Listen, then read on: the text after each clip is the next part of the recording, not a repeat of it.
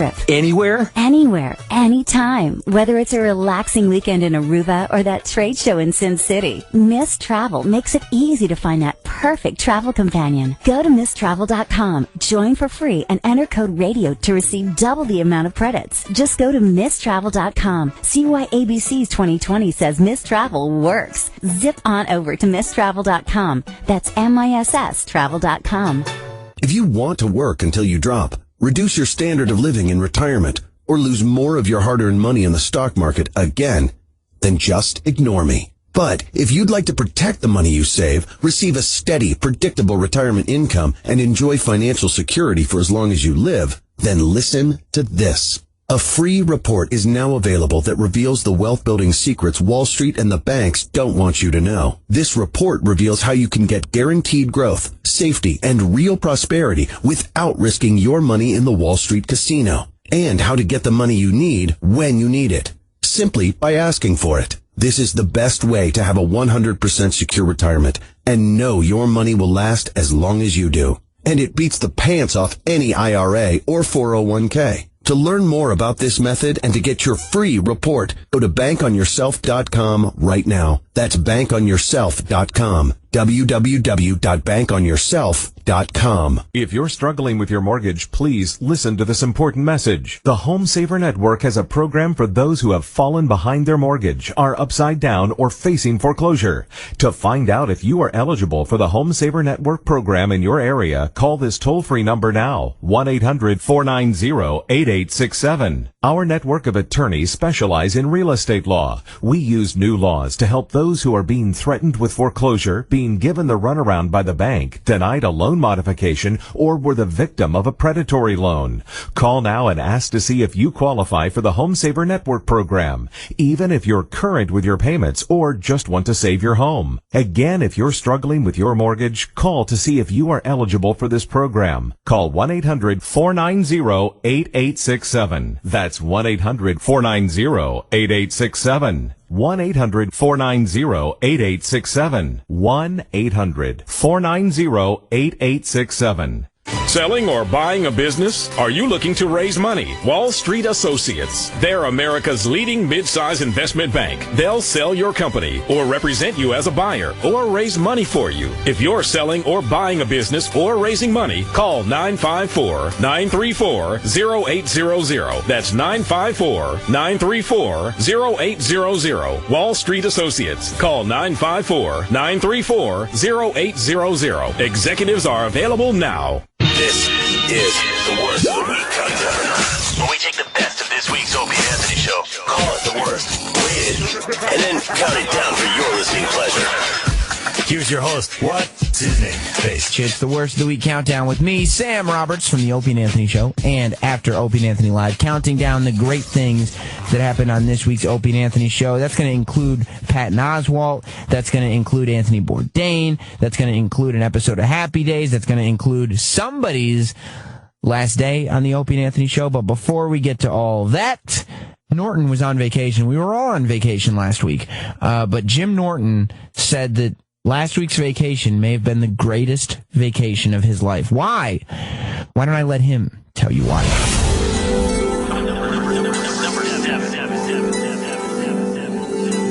And Jimmy had the best week ever. One of my better weeks. I don't have any great stories. I was out in L.A. and I had fun. And, well, as everybody knows... With famous people? Well, a little bit. I was asked to interview Black Sabbath, which I've done before, but this was for their DVD. So they asked me for the DVD. They asked me to interview them for their DVD. Yeah, wow. Which I did. Holy shit, that's great. That was pretty amazing. Fucking cool, right there. Right. So I went to I went to Ozzy's house, and sat in Ozzy's house for a little while and interviewed Sabbath, and it was great. We talked for about an hour. The whole band went there? Yeah, I mean, it was Bill, Geezer, Tony. I mean, not Bill. It wasn't Bill. It was Ozzy, Geezer, and Tony. Right. And they had a ball. We had a few big laughs. Oh. And it was great. And I went to the show the next night, and they had asked me if I wanted to go with. I was going to get a ride with Tommy, the drummer, and the fucking keyboard player Adam. They take a van. And I was supposed to go to the concert with them. I was like, fuck, I'm going to go with a couple guys from the band. Oh, man. And Sharon's like, we'll get you a car if you want to bring somebody, or you could just go with Tommy and Adam. And I'm like, well, fuck bringing somebody. I'll go with Tommy and Adam. Yeah, of course. But I didn't wind up going with them because I got 2 days before they called and they're like, would you want to go with Ozzy to the show? Oh. And I said, yeah, Jim would want to go with Ozzy to the show. So fucking the day after I interview Black Sabbath, I get picked up and taken to Ozzy's house, and I get to fucking go to the Sabbath show with Ozzy in his fucking car. We took an hour ride together in his car. He wasn't driving. No, it was an SUV, and it was his driver and his assistant were in the front, and then, you know, me and the Oz man in the 2 middle seats. And behind us was another one of his assistants, and this guy, Billy Morrison, who's, he was in the Cult, and he's, they're very close friends, and we just chatted. Wow. And it was remarkably... Did you have him laughing on the way to his show? Yeah, more on the way home. On the way to the show, we talked about... It was about an hour ride to Irvine, and Florentine was telling Jonathan it's the only time Jim ever prayed for traffic. And we talked for about 20... We started yapping about movies, and then he listens to music, I guess, to get ready. Like, they're all... You know how it is before show. I mean, you don't want to be fucking bothered. So I guess like 25 minutes into the ride, he puts his headphones on and just chills and listens to, I think, stuff he's going to sing that night and other stuff, whatever. Did he go, yeah? Huh? Ozzy, I'm trying to do this thing. Yeah. Yeah. But I stayed away from him before the show. You know, I avoid... Wait, you get to the venue. We get to the venue. Probably you got to slow this whole story down. We I want get to know to the the whole venue. thing. So now hold on. All right. So you talk for 20 minutes, and then he puts his headphones on to get in the zone for the show. You're still driving. Now you arrive at the venue. Yes, and I might ask them the day before too. Like, how long do you guys need before a show? You don't like to be bothered. And Ozzy immediately goes, 1 hour. I don't want to talk to anybody 1 hour before the show at least. And then, I think Geezer said 24 hours. Like, these guys want to be left the fuck alone. No shit. So I watched actually Tony do his warm up, which I'd never been on stage watching the warm up, and we just said a brief hello. And I know to step aside. Like, I just don't want to be that annoying guy. Yeah. And I'm just kind of hanging out backstage looking for shit to do. Like, I don't know what I'm supposed to do. I don't want to bother Ozzy. He's in his dressing room. And I've heard he does, like, vocal warm-ups, and that's what these guys do, these singers. It's a nightmare for these guys. They got to do 2 hours of vocal shit before they sing. So I'm walking around, like, literally, I went out and bought merchandise. I don't know what to do. I'm buying shirts. And I just kind of hung out and ate at craft services and fucking... do you know the artist who I met who was really cool? Fucking Shepard Fairey, the guy who did he's the guy who does all those Obey things. Oh, right. And he did Obama's fucking Hope sign. Of course. He was there. He's a big Sabbath fan. So I chatted with him. And wow, that's pretty impressive. Yeah. He designed their crew shirts, like the fucking backstage crew shirts. So I got a fucking crew, I'm a member of the crew. Hi, guys. Remember the crew. Guys. Me. Don't forget me. I'm on the team. Hi. And I watched the show, and it was fucking... Where'd you watch the show from? I only stood backstage and I don't want to watch from backstage because, the sound quality's not as good. But I wanted to see them enter the stage from the back, and it was just weird to see them in that zone going on. And just sitting there watching them behind the curtain was really, for me, it was a thrill. And I didn't, Ozzy and Tony walked on, and I just saw Geezer and just said hello. Brief, but I could tell he was in that, he actually stopped and went, oh, hi, it's Jim. And he just kind of like patted my shoulder lovingly. It was really weird. And then he went on and fucking played War Pigs. Wow. Yeah, it was amazing, man. It was fucking cool to see it from backstage. And for me, it was a thrill. And then I just went out and watched it from the fucking first, and the people... I watched it from behind where because I had like an all-access badge, and normally you're not allowed to stand anywhere with those. But they're nicer out in California than they are. Like in Jersey, they would have been such dicks. Can't stand here. But nobody bothered me because I had the badge. They were all just, even when they moved fans along who were kind of standing and just watching from, like, it's like where the wheelchair people sit. I was staying behind them, so I had a great view. But the security people there weren't yelling at people. They were just moving people along, but they were being really nice. Like, they weren't being jerk-offs like they can be here.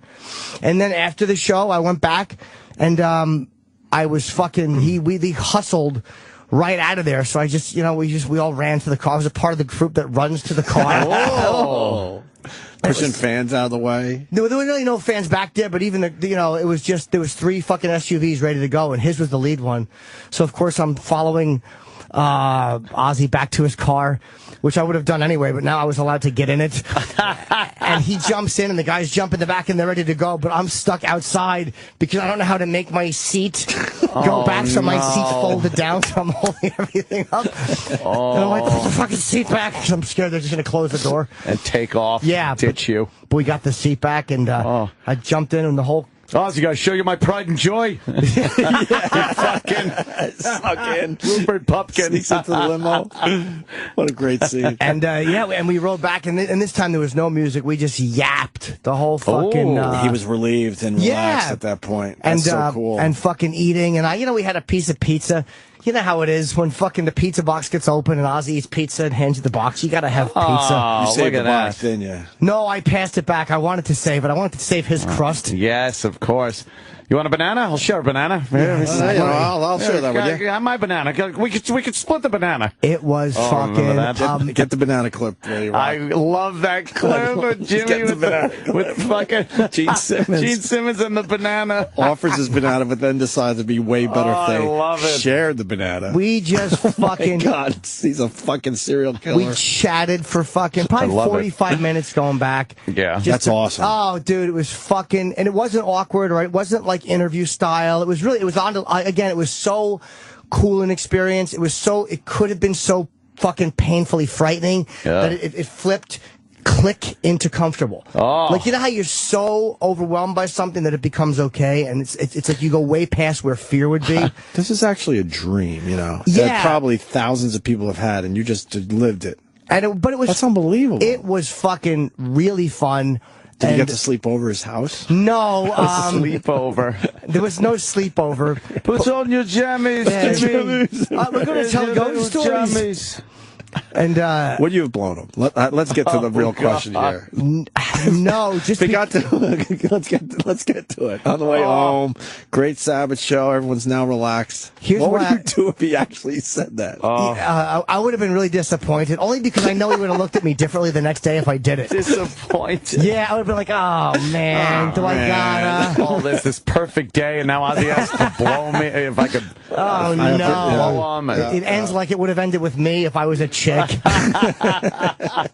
Like if I was in the car and a girl got a ride, I would have asked her to blow me. But it was just How did the night end, though? So now, do they drop you back off at Ozzy's house? You go to Ozzy's first, and then Did you go inside for a little nightcap? No, nobody went in. He was tired, man. You guys just man. kissed on the front stoop? Yeah. He just said goodnight there, buddy. You know how it is. You get a little hug. That's hey, good awesome. seeing you, Jim. Oh, look at that. Yeah, it was really fun.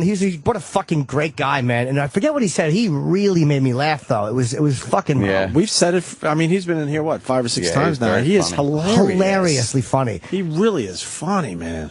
And it was just a great fucking... Like, you can't have... But I didn't feel like a contest winner fanboy. It seemed almost like a contest winner thing. Like, you get so lucky to go to the show. But Does he seem lonely?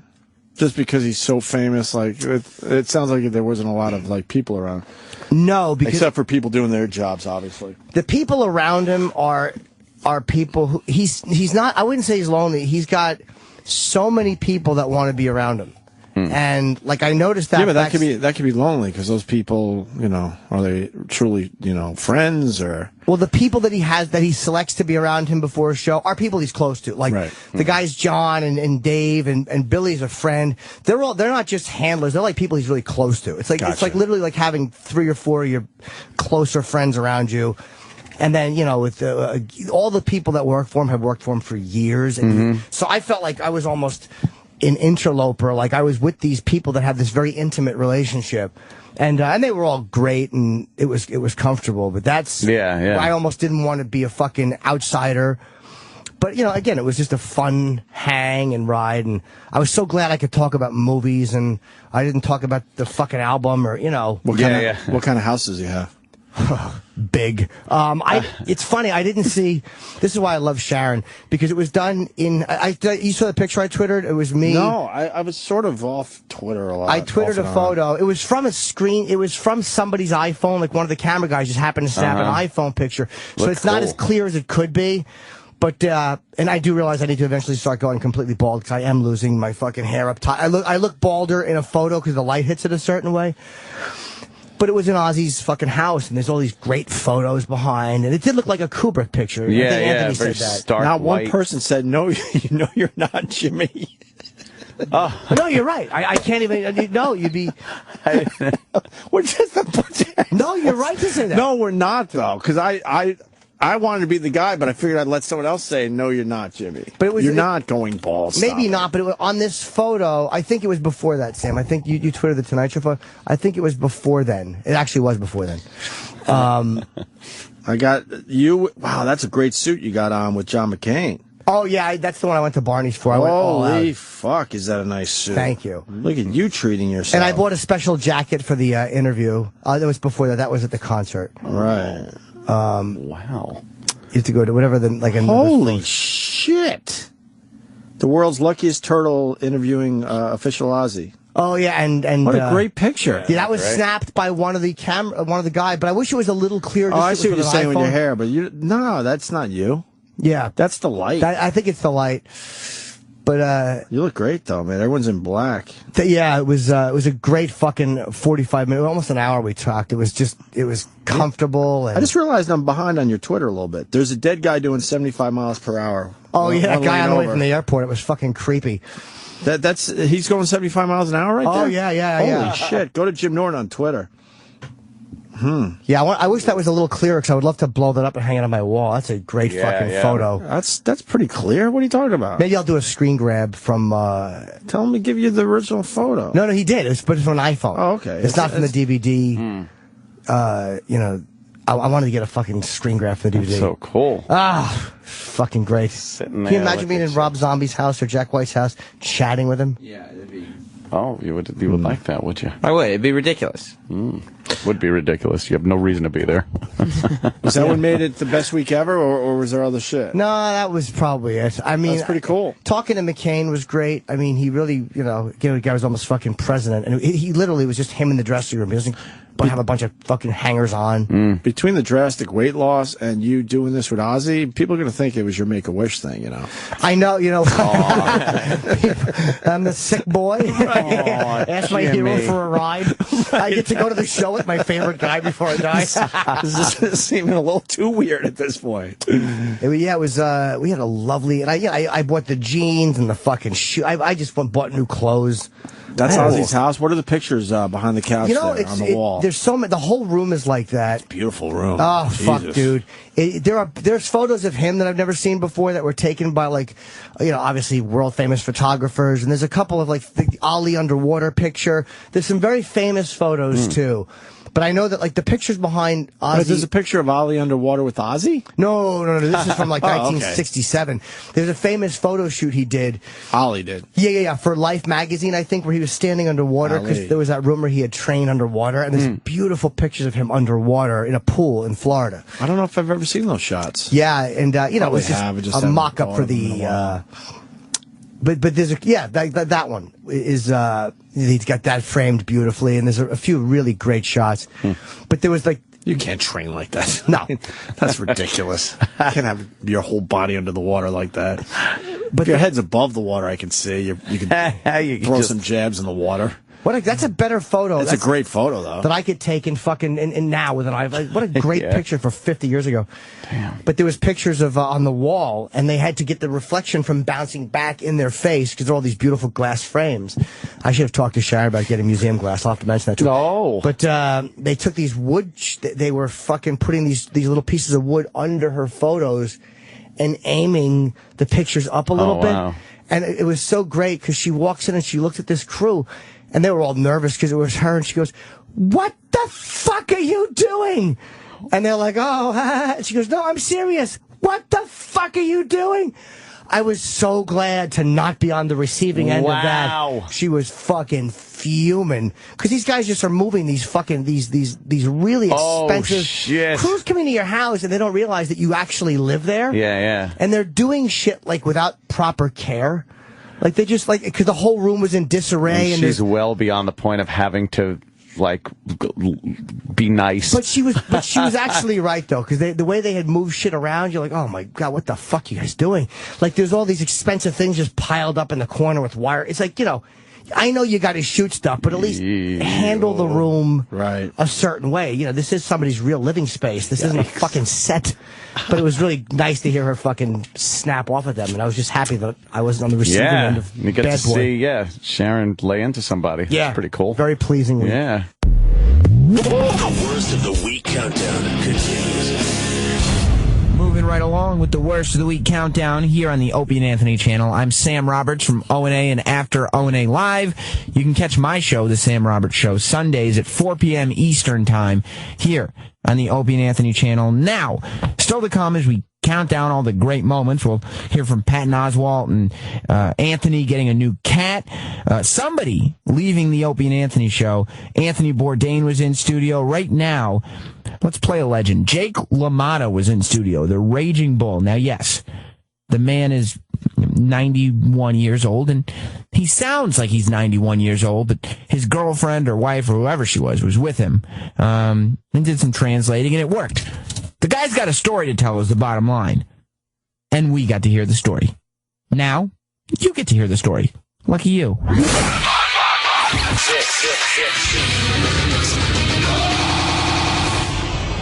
Number 6. Why did you fight Sugar Ray Robinson 3 weeks apart? Sugar Ray Robinson so many times. You wonder I don't have diabetes. There it is. Sugar. See, Sugar. Yeah. How come you guys fought 3 weeks apart? Yeah. Why so close together, the fights? Well, it was obvious at that time it wasn't that big a deal. Today, you make a big deal out of it. But we fought 3 weeks apart. I remember that fight. 3 weeks. I fought Sugar Ray so many times, it's one that I don't have diabetes. Yeah. Wow. Do you think fighters today are softer because they don't fight as often? They don't fight as often. As you guys did, right? Yeah. Well, I feel that you're in shape already, so why not take advantage of it? I fought Sugar Ray 3 weeks. 3 weeks following again. The greatest fighter, pound for pound, that ever lived, Sugar Ray Robinson. I mean it. He was a great fighter. And you took great pride in the fact that he never knocked you down. Only my wives. Only my wives knocked me down. And there was the one time you went down at the very end, first time in over 100 fights. I never went down. No? No. What about... oh, boy. Wrong. Oh, Jimmy. Wait, how about Danny Nardico? Danny Nardico. That was a slip. Oh, it was a slip? Okay. Okay. Nardico was a bum. No, he was a good fighter. Oh, okay. Good knockout artist. Yeah? Yeah. I fought all the tough guys. All the guys nobody else wanted to fight. I fought them. Who was the hardest hitter? My wives.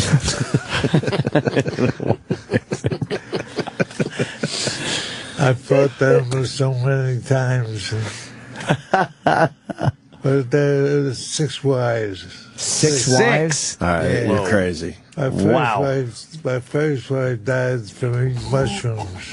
Oh, yeah? My second wife died from eating mushrooms also. My third wife died from a fractured skull. She refused to eat the mushrooms. I hope all this is going on there. It is going on the air. Oh, yeah. Yeah. This is going out. Fight them. My language. Oh, no, you can curse. It's okay. Yeah. You can say whatever you want on here. How accurate was Raging Bull? I know that it was your friend Pete, not your brother. Where's Denise? She should be in here. She's right here. She's right there. Oh, that doesn't mean left her out. Oh, no. She hits me with her right hand, with the left hand.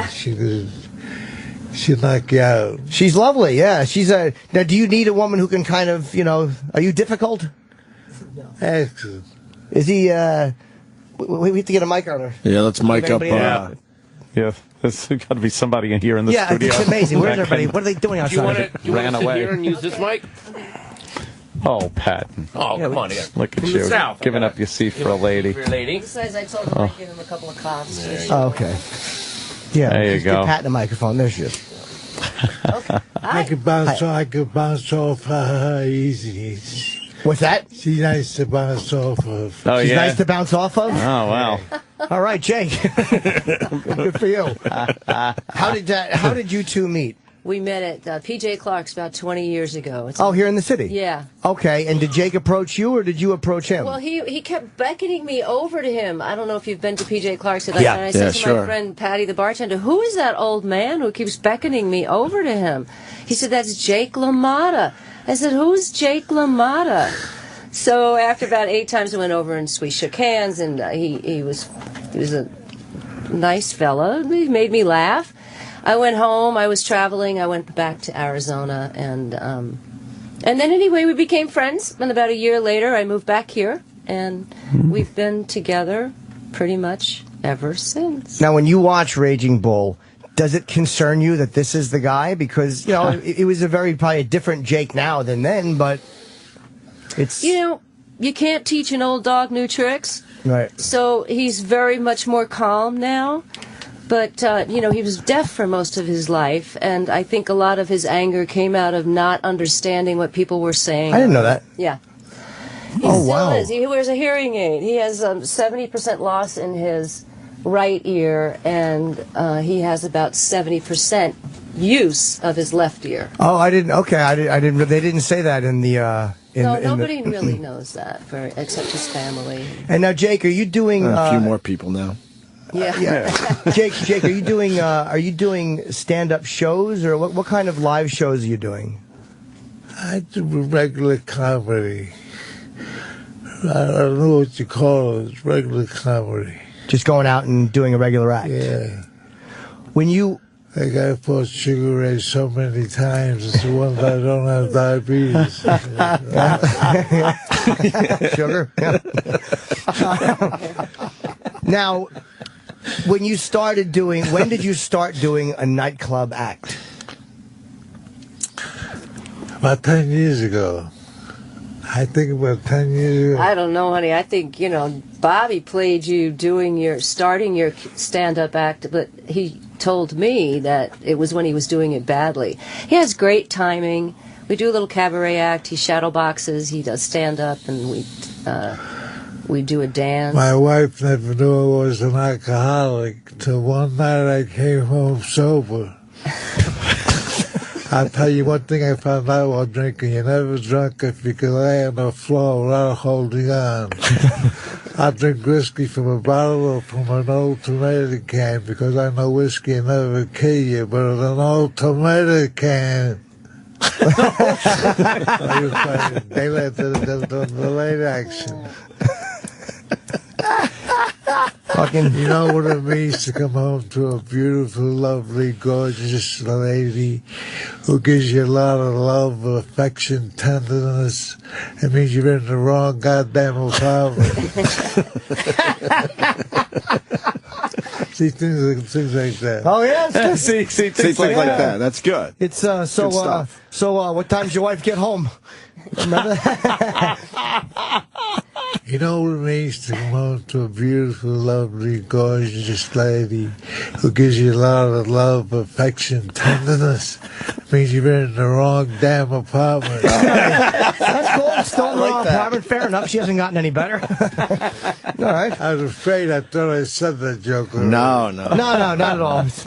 That's all right. Whatever. Doesn't matter to me. Yeah, please. I forget quickly anyway. We're just happy you're here. So, What do you do with yourself now? I mean, obviously you're out and about, you're promoting. I mean, what is a typical Jake LaMotta day at age 92? 91. 91. Sorry, I didn't mean to get a line there. At age 91. You gotta ask the boss.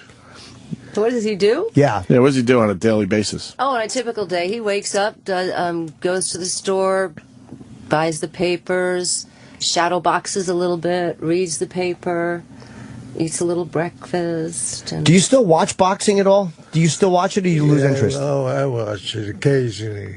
How about UFC, mixed martial arts? Do you like that or no? I seen it once, I think. You liked it or no? Yeah, I like it. Who do you like in boxing? Sugar Ray Robinson. Oh, good. Anybody that's... Have you fought him, right? Oh, yeah. I fought him so many times. It's the one that don't have diabetes. Oh, my God, that's a great line. Wow. So when you met Jake and this guy is waving you over, do you have to kind of go back and... So funny. It was 1992, and he was wearing a baby blue leisure suit, from the 70s. And he was beckoning me over, and I just didn't know who he was. And finally, I went over and said hello. And Praz was there, his friend, who was dressed to the nines. And all of us weren't feeling any pain. So we had a laugh. And then like I said, I went home to Arizona, which is where I was from at that point. And I still have property there. And about a year later, well, things happen in life, and I moved back here. Nice. Do you, and Jake, you've, I think, testified that you had thrown a fight. And is that one of those things that you look back on and you regret? Do you have feelings about that? The fight that the mob kind of got you to throw? Yes, I guess I did, but there's nothing I could do about it. I had to play ball for one fight. Because you wanted the Marcel Sedan fight. Yeah, before I fought Marcel Sedan. And he was a great fighter from Europe. And it happened that I met him. Well, gee, tell us about Laurent Dautuil. Tell us about that fight. I fought Laurent Dautuil with 23 seconds left of the 15th round. I could not win the fight. But I knocked him down. They counted 10. There was 23 seconds left of the fight. I was very, very lucky to retain my title. Ring Magazine called that the toughest come-from-behind fight of all time. Well, it was amazing to watch I was watching footage of the Robinson fights, and it's interesting to me. Like, what was it about you that you just wouldn't go down? Is it because you stayed so close, or it was amazing how you wouldn't fall? That was my style. I got less punches by being aggressive. I got less punches. The other guy was so anxious, so ready to protect themselves that they wouldn't fight back. And it was a very good idea to keep it close and keep on throwing punches and never back it up. I don't know how to back up. He still doesn't know how to back up today. He doesn't know how to back up. He really doesn't. So that style in the ring is actually who he is. Yeah, that was the great stuff to watch, was this inability. And did you like fighting more as a middleweight, or you went up to light heavyweight at one point, or no? I fought was light heavyweights. The little guys didn't want to fight me. Oh, they wouldn't fight you. No, so I fought the big guys, all big light heavyweights, all bigger than me. And they wanted me to back up, and I don't know how. So I absorbed all the punches that they threw at me. I smothered the punches so they didn't get the full power up behind it. Yeah, they said you would kind of go with a punch, right? You would kind of take it and move with it. I had a knack for grinding with a punch. Because those are the guys I fought, I wouldn't be around here talking to you if I didn't learn something about protecting myself. Right, so you were maybe a better defensive boxer than people gave you credit for. That's right. You're pretty smart. Whoa, Thank Jimmy. you. You're the first person to ever say that. Great aggressiveness is the best defense. They don't know that. They don't understand that. But by being aggressive, I avoided getting less punches that way. Now, the injuries you took back then, I mean, were there any injuries you took that you thought might end your career at any point? No, not that I could think of. All the time I was fighting, I was thinking of being the best of my ability. When you first started fighting in 1941, what was the money like? 41. That was 1941, yeah. What was the money like in the 40s? Not so big. It wasn't big, right? Like, what was a typical, like early in the early fights, what was a typical purse? $50. And a watch. $50 and a watch. And do you get jealous when you see guys now fighting these fights and making $10 million? More power to them. More power to them? Well, the more they can make, the better I like it. Because I know how tough it is in the beginning trying to get there. It's not that easy. It's very, very tough to get started. So I had to develop a reputation and a name that nobody could knock me down. No one can knock you down. That kind of became the thing that attracted people to seeing you. Right. Do you think that does the mob influence in boxing, which it was for a long time, do you think it's still there, or do you think a lot of that's kind of gone away? No, it's gone. It is gone? I think so. What do you think ended it? I don't know. It wasn't worth it. Was it the Kefauver Committee? Did they have something to do with it? That was a long time ago. But didn't they have something to do with the decline of the mafia in the boxing I industry? think they did, Denise. I'm proud of you. Mr. LaMotta, this is Senator Kefauver. You know, he went before the Senate Subcommittee on Racketeering and Boxing. So the Senator Kefauver said, Mr. LaMotta, and how can you, on $5,000 a year, afford to keep a girl at the Waldorf Astoria? It's not easy. She does these impersonations. I think it was the real people. I know what I want to ask. Would you, the thing about not having sex before a fight, is that a myth or is that true? I think it is true. But it never bothered me because I stayed away from it. You stayed away from it? It just bothered your wives. Because I had to fight tough guys. I fought all tough guys because I didn't bother nobody. And I thought the bigger they are, the better I liked it. I went right after them. Short, they were all bigger and taller than me. And that's what happened. Were you scared? I don't think I was ever scared. I developed such a habit of protecting myself in the ring that I fought everybody, and I wasn't afraid of no one. I barred nobody. I fought them all. Would the younger contenders kind of avoid you or have to be forced to fight you? No, they weren't forced to fight me. I was forced to fight them. All guys were more experienced than I. And I barred nobody. I fought all the black men. The black men liked me because I gave them opportunities to make some money. A lot of the fighters wouldn't fight the black fighters. No, they wouldn't fight the black guys. So I fought all the black guys. Most of them were black. Few of them were white. Were the white guys scared of you? I guess so. And the black guys needed the money and nobody else would fight them, Right. so they... Nobody else would fight them, nobody else would fight me, so we fought each other. I became friends with them. And that was at a time where those friendships were kind of... It was tough to make a living in those days. It was tough. And after fighting, you opened Jake LaMotta's place in Florida. And how long did you have that for? Don't mention it. Don't mention it? No, I mean, you can mention it. No, I've had a lot of problems. A lot of problems, yeah. He's not too smart anymore now, huh, Jimmy? You're not too smart now. Well, you know, I have to, because I'm getting into the nightclub act now. Is that when you started doing your nightclub act, when you had your own place and it would kind of bring people in to see you? Yes. Now, were you always a funny guy? Like, I don't know if I was always a funny guy, but a lot of my jokes don't work so good.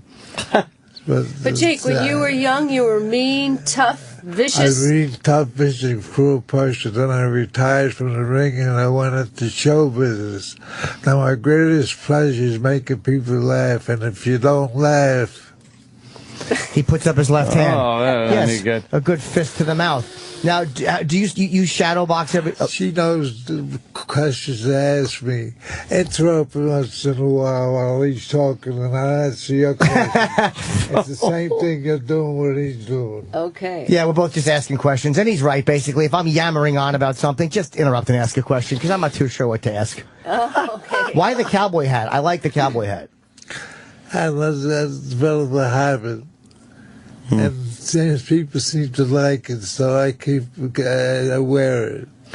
Well, that same stubbornness, that same kind of is the same thing that wouldn't let you go down in the ring. Stupidity. I didn't want to say it like that, Jake, but you can. I felt it was better to throw it out there and see if you picked up on it. But that's the same thing that wouldn't let you fall in the ring. It was that same plow through and not stop mentality. Right. Probably you're right. You diagnosed that pretty good. Oh, yeah. Jimmy's smart again. Yeah. Back to being smart. But there's a stubbornness to not going down in the ring, because there's times I saw a part of that too much pride. What's that? Too much pride. Too much pride. Yeah, it's the same thing. I watched that Nardico fight, and there was times where you're holding onto the ring. Nardico's beating you and hitting you hard. And it was after your slip, and you're holding onto the ring with your right hand, and you're punching with your left hand, and you're holding the ring so you don't go down. And I'm like, any other fighter would have fallen down, but you're holding the ring rope. I'd never seen anybody actually physically do that. I don't know. Sometimes it's stupid. He's a terrific man. He really is. He's got a huge heart. He's a very nice, gentle soul. Yeah, and you're royalty. I mean, in boxing, the other boxers treat you like very well, don't they? Mm-hmm. I guess so. Oh, yeah, he's the godfather of boxing at this point. There's nobody older. Yeah, is there anybody left from that era that fought Ray Robinson and fought all these, again? Sugar Ray Robinson is dead. God bless his soul. You guys became friends, or you were friends? We were friends. We were good friends, too. Sugar Ray was his... He had a lot of pride. He had a lot of pride. I had a lot of pride. He was looking to knock me down, and I was looking to stand up and charge him and throw as much punches as he threw at me, I threw at him. And they're all close fights. You don't fight 6 times unless they're close. And these were close fights. I say I fought Sugar Ray so many times. It's a wonder I don't have diabetes. Well, you know, the sugar. I said that joke a couple of times already. I didn't catch it. That's fine. It's a good one every time, Jake. What the hell? The worst of the week countdown on the Opie and Anthony channel. Another exclusive Sirius XM subscriber event. Metallica live from Harlem's world-famous Apollo Theater in New York. Next week, more chances to win your way in. But no matter what, you can hear the concert live and only on Sirius XM, as we'll be launching the exclusive mandatory Metallica channel on Channel 111. Never before, never again. Metallica live, September 21st at the Apollo. An event so big, it could only come from Sirius XM. You've heard them for years as regular guests of the Opie and Anthony Show. Now, here's them do their own bit. Hey, it's Jim Florentine, friend of the Opie and Anthony Show. Check out my podcast, Comedy Metal Midgets, here on the Opie and Anthony channel this weekend. My show is basically me ranting like a fucking lunatic about shit that nobody cares about. I've been angry. I've been taken out of my family because I'm just thinking of these fucking guys that have man caves. Friends of the show, starting today at 11 a.m. Eastern, 8 Pacific, on the Opie and Anthony channel.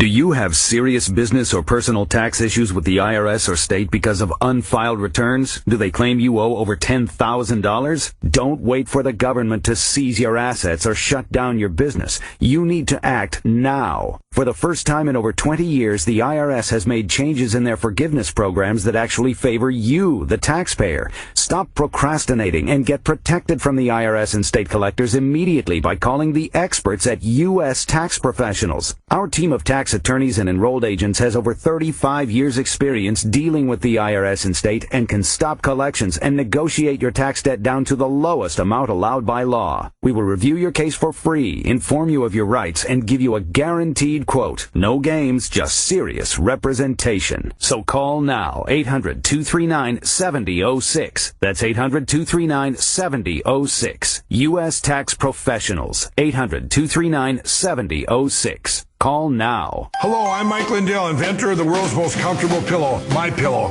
We all have the same problem sleeping at night. Our pillows go flat. We end up folding our pillows over for support, using our arms, flip-flopping all night long like a guppy. We wake up in the morning, we have sore necks, we have headaches, our arms are asleep, we feel like we need a nap in the afternoon even though we've slept 8 hours. Well, with my patented fill, wherever you move this pillow, it'll hold the exact position for you as an individual, and you'll get the best night's sleep of your life. Also, it stays cool. You don't have to flip it to the cool side. It stays healthy for a full 10 years, and it's warranted not to go flat. And you can throw it right in the washer and dryer just like your favorite blue jeans, and I personally guarantee it's going to be the most comfortable pillow you'll ever own. Log on to mypillow.com now or call 1-800-299-6694 to get fitted for your very own MyPillow. Enter promo code XM4 and save 25% off your entire order when you call or log on today.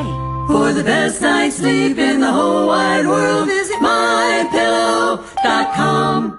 If you're a man or a woman who has 5 to 25 pounds to lose, please listen. Have you been trying to lose the same stubborn weight for years with little or no permanent results? Do you ever feel bloated, sluggish, and tired? Many of us are overweight because we eat fast food, fatty meats, and snack food. This keeps your stomach fat and the body saggy. There's a new way to lose weight that's faster and healthier than any diet program. It's called Benetol, scientifically developed, doctor-reviewed detox and weight loss system that helps cleanse your body and lose the 5 to 25 pounds that some professionals say is stored in our body for years. And it's so easy. Months of failed dieting may be equal to a week of Benetol. Natural and effective. Take Benetol once in the morning, and in just days, you'll see a slimmer midsection. Benetol eliminates the weight you can't lose by starvation diets or exhausting exercise. And you don't have to take it forever. Try Benetol risk-free. 1-800-796-0991. 1-800-796-0991. Call 1-800-796-0991. 1-800-796-0991. These statements have not been evaluated by the FDA. This product is not intended to diagnose, treat, cure, or prevent any disease. You don't have time for the problems a low credit score creates. But at creditrepair.com, we totally get it. With 15 years of experience helping people find solutions to their credit issues, we work with both your creditors and the credit bureaus to improve your credit score. Although your results may vary, our past customers have seen an average of 11 negative deletions from their credit reports in just 4 months. Call 800-335-7186. 800-335-7186. The worst of the week countdown continues. Yes, indeed. It's me, Sam Roberts, from Opie and Anthony and After Opie and Anthony Live, here on the Worst of the Week Countdown. Patton Oswalt is still to come. So is our episode of Happy Days that we watched. Anthony Bourdain in studio. Somebody's last day on the Opie and Anthony show. But Anthony, he got a lot of love this week because he let love into his house, into the Cumia compound. Little Beavis, the Bengal kitten, became a member of the Cumia family. There's YouTube videos already. He's been all over Vine with this little cat and tweeting pictures. It's adorable, I gotta be honest. But Anthony tells all of us the stories of being a new cat daddy here on the Worst of the Week Countdown. Number 5. Man, this fucking Wunderbar. Kitten thing. Oh. Been waiting all morning for this. Well, I finally got a little kitten. You know, during vacation and stuff. And even before, I was kind of looking for a friend, a little friend, for a pal to have around the house. A little kitten, and I wanted a little Bengal kitty.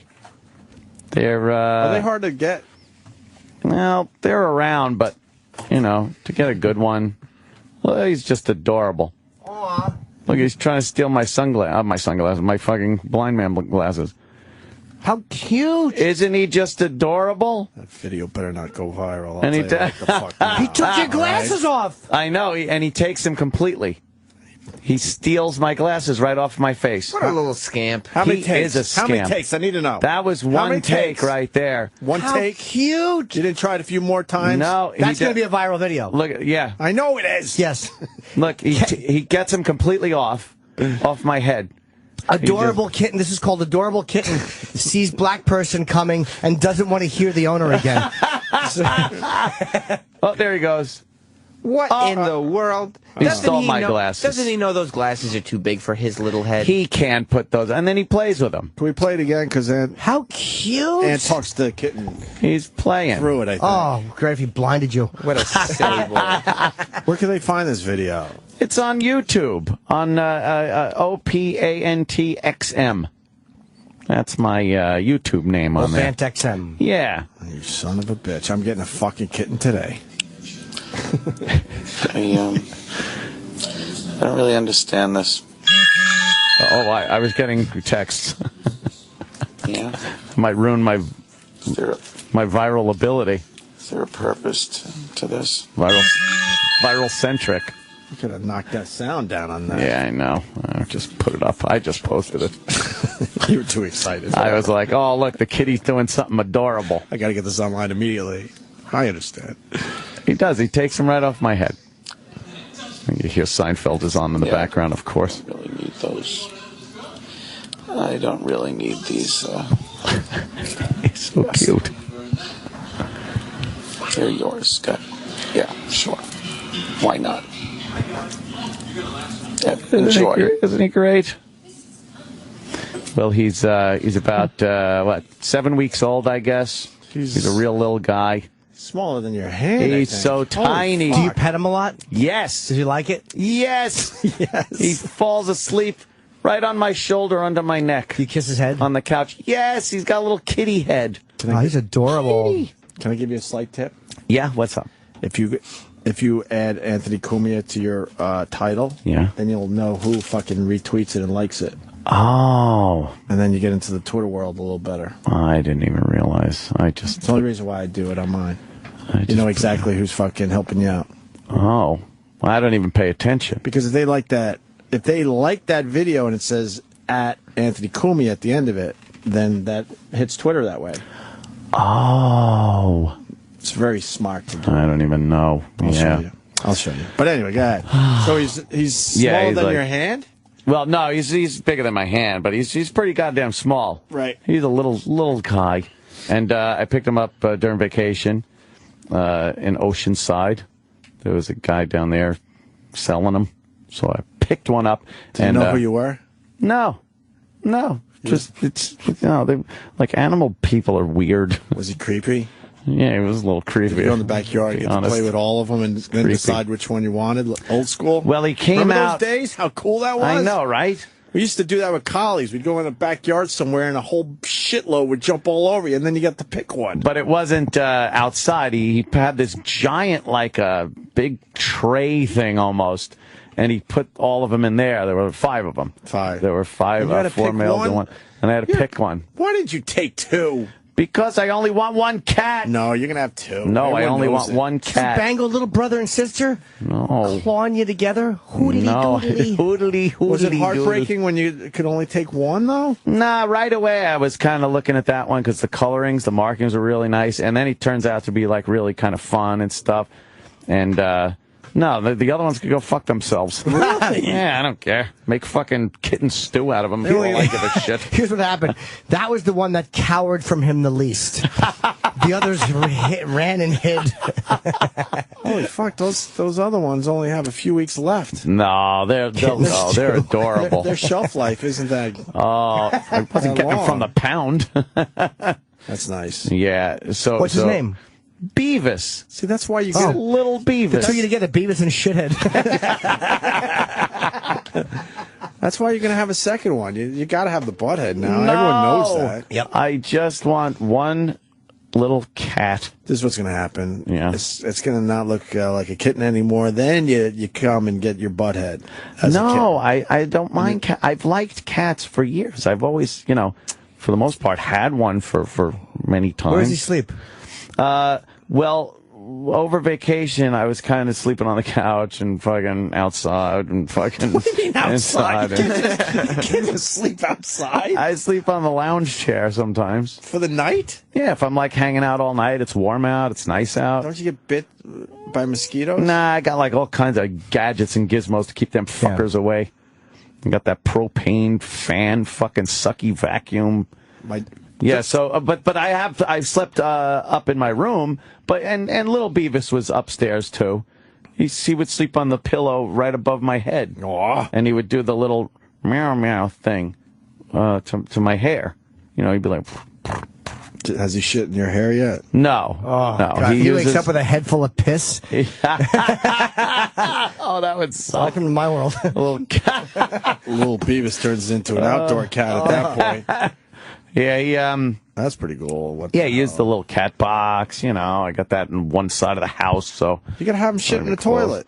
I get one of those fucking dude. They make this fucking automatic litter box thing. Right. Not the old school one. This is a new one. Costs about $250.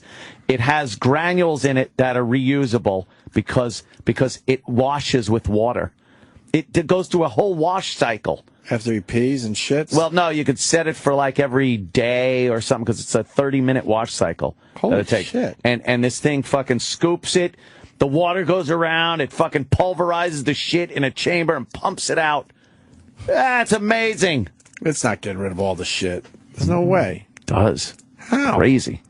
So more about little Beavis. Oh, little Beavis. So I had parties over the house, so I had to put little Beavis upstairs in one of the rooms. Why, you don't trust people with your kitten? It's so fucking small, it would get trod upon in a second. Like, it's just too tiny. There was a picture of Big A holding it, and it just was Lenny written all over it. Fucking snap his little neck. Yeah. And then there's kids all over the place. So, and they're just dumb when it comes to animals. Yeah. They like pick them up by the fucking head and shit like that. So they don't really have a good gist. That's a really cute picture. That's Travis's daughter Riley with very cute with little Beavis. Isn't that Warren in the background, too? Yeah, and Warren, and some fucking shining picture over the bed. I see that. Oh, what a little guy fucking... He's so little, poor little guy. I want to hold him. I want to pick him up. He would love it. The second you pick him up, he grabs onto you. There he is. Look, he's very tiny. He's got little leopard spots. Would you let me pet him? Yeah. He likes being petted. Yeah. There he's biting my ear right there. Look how adorable. See, that's how small he is. Jesus. My hand is like... tiny. Yeah. He is a very cute cat. Oh, he's adorable. And he follows me around all over the house. That has to be a viral video, that fucking kitten taking your glasses. Took my glasses. How many views does that have right now? A tranny did to me what a kitten did to you. The kitten said, for wasting my time. Well, I put it up at, what, 2 in the morning? This morning? I think so. Did you tweet it? It was pretty, yeah. But like at 2 a.m. It's already up to 3,100. I haven't retweeted or anything. It just takes to get onto one of those fucking sites, one of those pet lunatic sites, where it's just like, oh, a kitty. Yeah. Get in trouble for those sites. No, not that. Oh, there he is next to a bullet, and he's very tiny. Holy shit! That's fucked up. Yeah, he's You got to put a gun in your kitten video.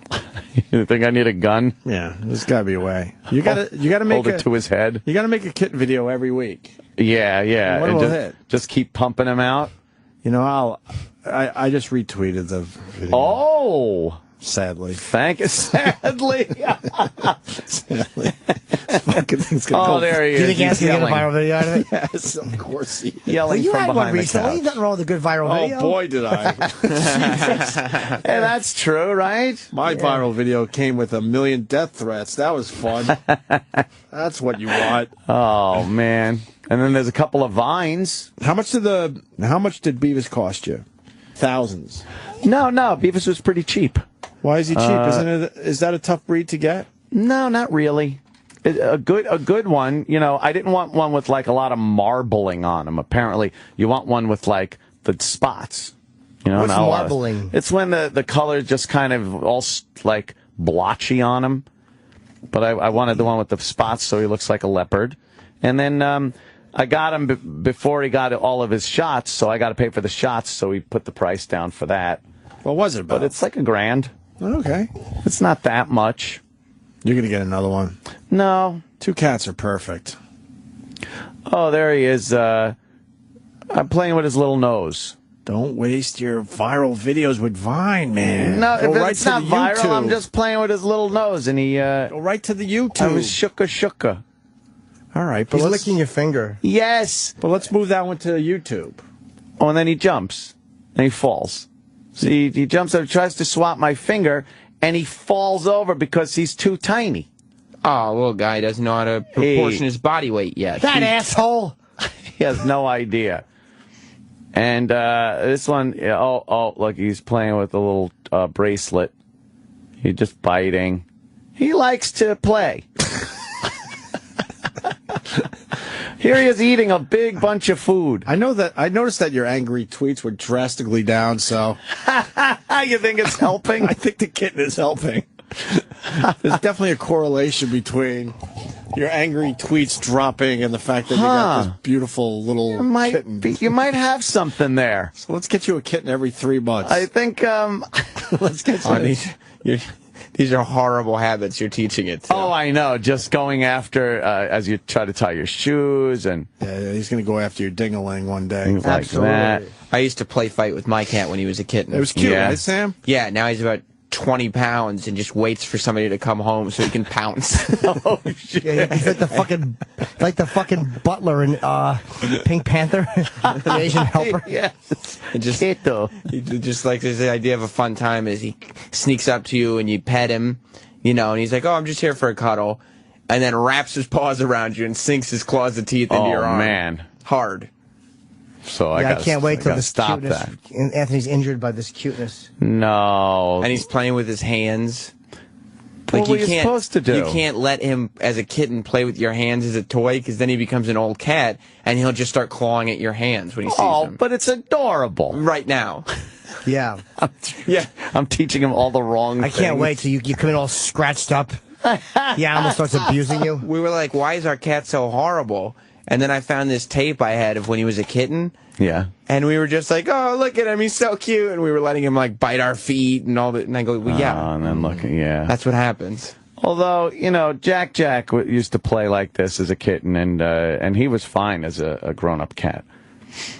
Yeah, sort of. Very cool. Yeah, I mean, you know, it's cool. I'm just watching his nails go into your leg, and I'm like, right now? That's not my leg. I don't know whose leg that is. It's shaved. Oh, well, it could be easily be yours. Yeah. That's a girl? That's funny. Yeah. Ooh, nice boots. The poor little kid. How many times have you missed him since coming to work today?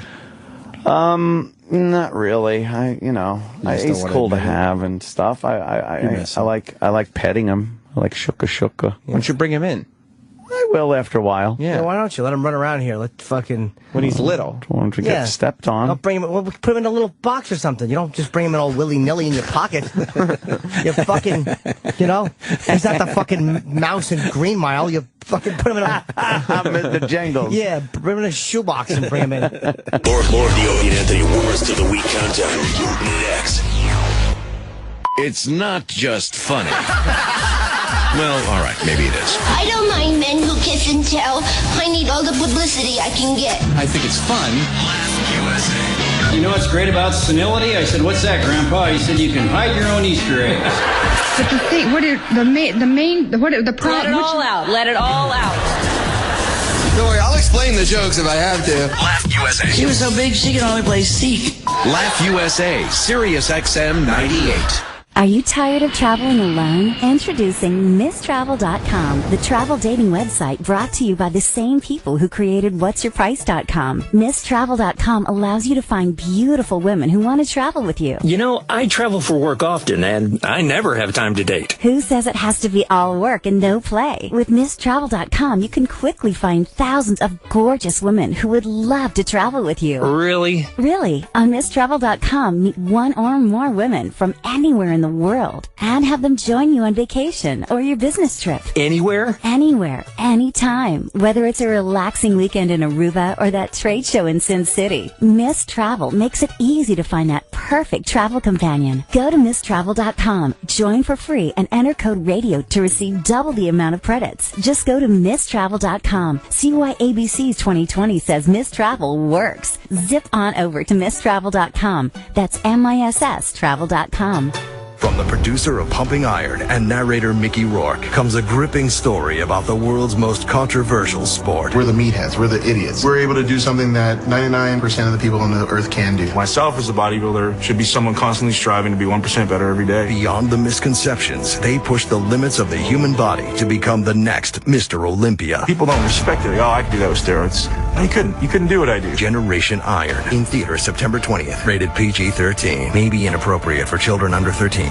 Selling or buying a business? Are you looking to raise money? Wall Street Associates. They're America's leading mid-size investment bank. They'll sell your company or represent you as a buyer or raise money for you. If you're selling or buying a business or raising money, call 954-934-0800. That's 954-934-0800. Wall Street Associates. Call 954-934-0800. Executives are available now. If you want a better body, you change it. Work out, eat right. But what if you want a better brain? You change it with Lumosity.com. Designed by neuroscientists, Lumosity.com's online games give your brain a fun and challenging workout. It only takes a few minutes each day to help improve your memory, attention, speed, and more. So get the brain you've always wanted. Visit Lumosity.com and start training today. That's Lumosity.com. If you are looking for the ultimate performance work glove, look to Mechanics Wear. Our exclusive material 4X original glove lasts 4 times longer than any other glove and offers higher abrasion and puncture resistance than leather. They'll protect your hands and allow you to work faster, safer, and cleaner, all while having more power and control. They're machine washable and perfect for any home, toolbox, or garage. Mechanics Wear gloves, the tool that fits like a glove. Available at Advance Auto Parts, Pep Boys, and AutoZone stores nationwide. I need a data backup solution for my business to replace my current tape backup device. Do you want to spend a lot of money? No. Do you want to store and pay for replicated data? No. How about a solution that's difficult to install and use? No. Offshore automated phone tree support okay? No. Then yes, we can help. Barracuda Backup. End-to-end protection for physical and virtual servers, including data deduplication to significantly reduce storage requirements, and replicated cloud storage for assured recovery, and live humans to answer your calls. Try Barracuda Backup free. Go to barracuda.com/yes.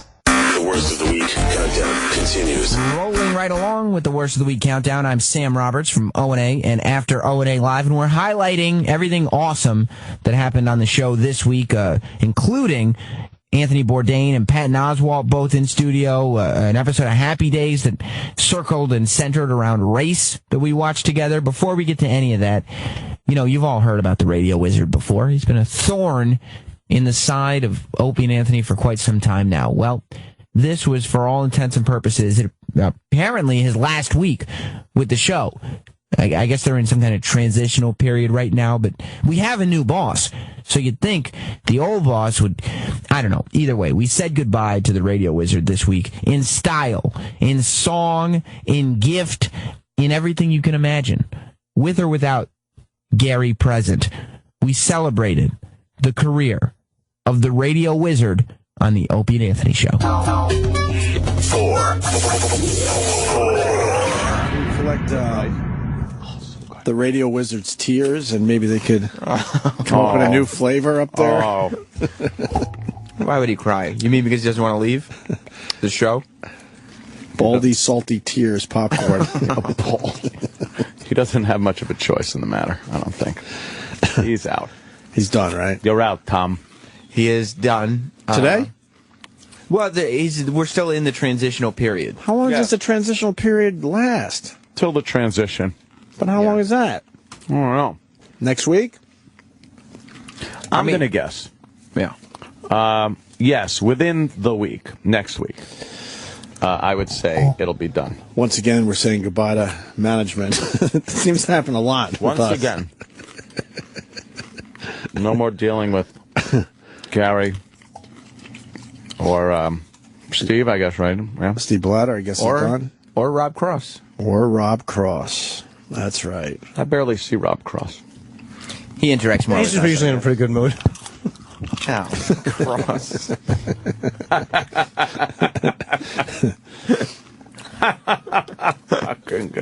So we got a couple things we want to play for Gary, even though everyone's leaving.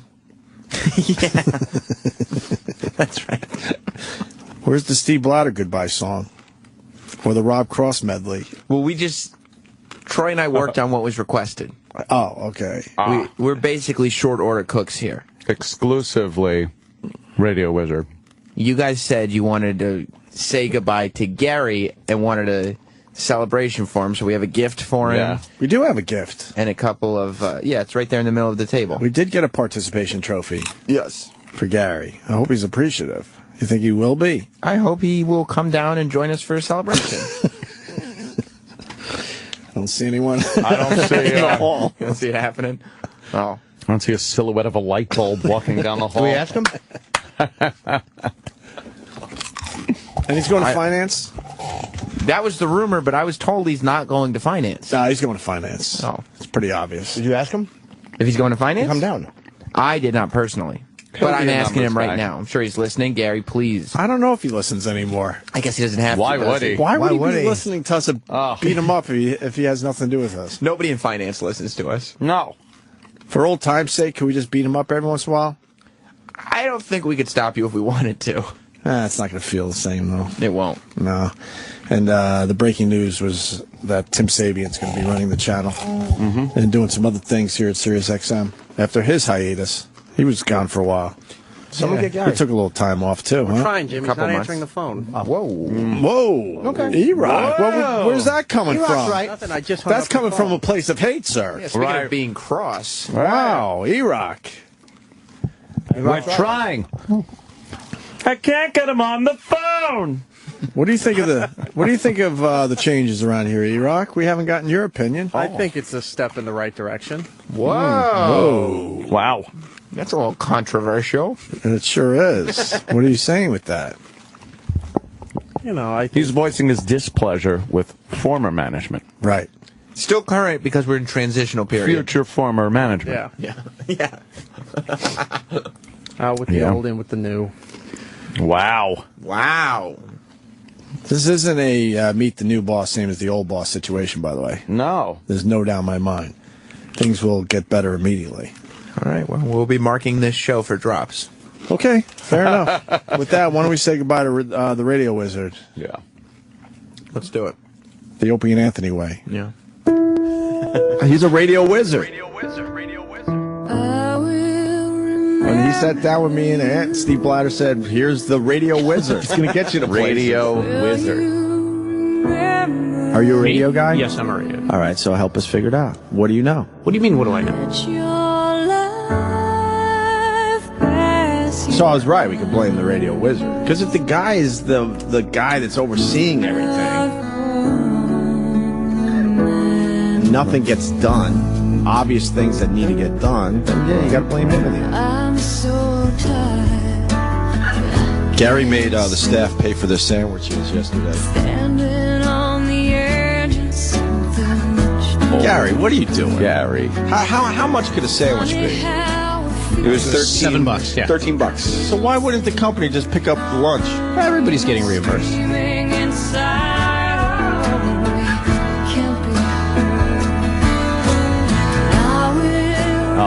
By the way, we should have talked about buffing the head because the radio wizard just walked by. He's a buffer. People start writing Chrome songs. Dome. The only person that got his passport was the guy who was there to remind everybody to remember their passport. Right. I gotta give Kenny credit. I was looking through his list of getting picked up and the word on the top, passports. But there was one other guy who helped make this thing happen. Everybody give it up for Gary, wherever he is. Give it up for Gary. Come on.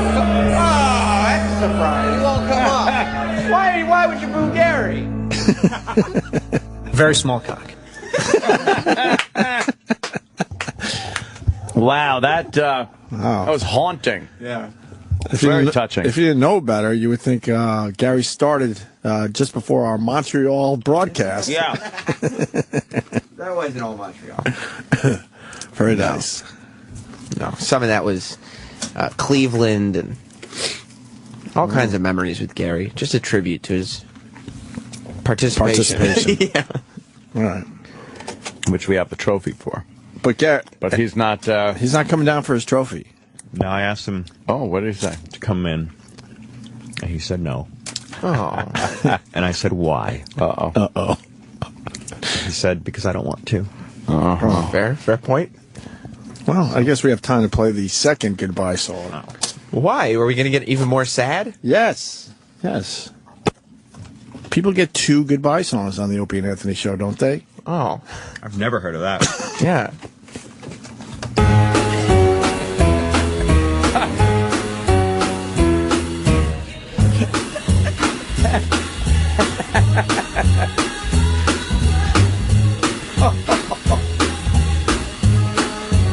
What you say? Goodbye, goodbye, goodbye, goodbye, goodbye, goodbye, goodbye. You can go your own way. Go your own way.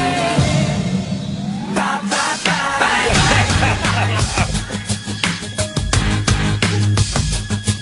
Bye, bye. So long, farewell, I'll be saying adieu. Adieu, adieu, to you and you and you.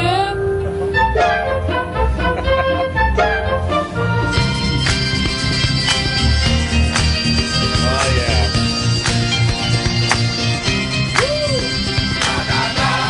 Okay. Na, na, na, na. Hey, hey, hey. Goodbye. Yeah. Na, na, na, na. Hey, hey, hey. Goodbye. Na, na, na, na. Hey, hey, hey. Goodbye. Bye, bye. Oh,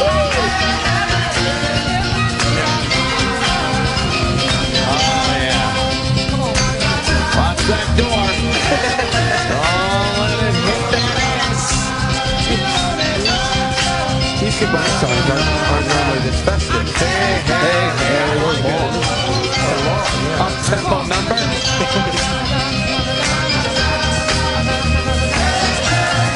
It's still going. Oh, yeah. Na, na, na, na.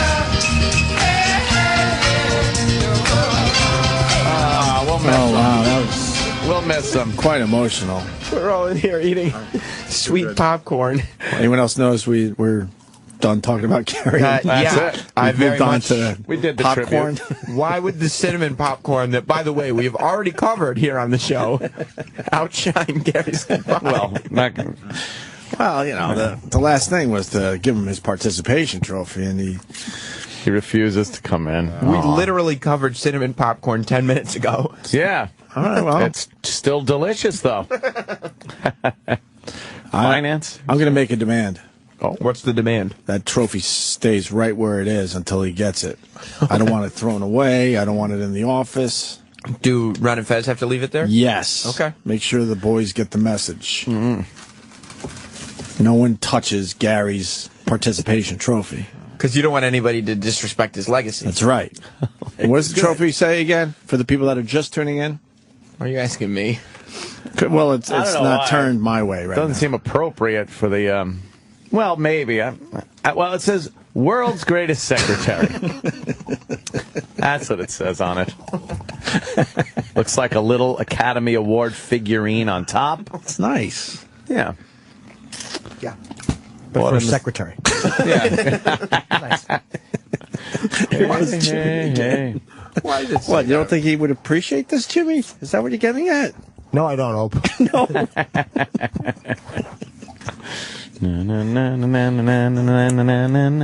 No more elevator meetings. Now we could sit in big boy chairs and have real meetings. Right? You're gonna have real meetings now? I always wanted a real meeting if it meant getting did real something. things done. Right. So you're saying on record you are willing to have big boy meetings, big boy meeting with in Tim a big comfy chair in an office. Do you feel like you're gonna have creative meetings now? Yes. Oh my God. What? It was amazing. Because if you come up with an idea, even a part of an idea, someone like Tim, he can cultivate that. Right. He knows how to do it.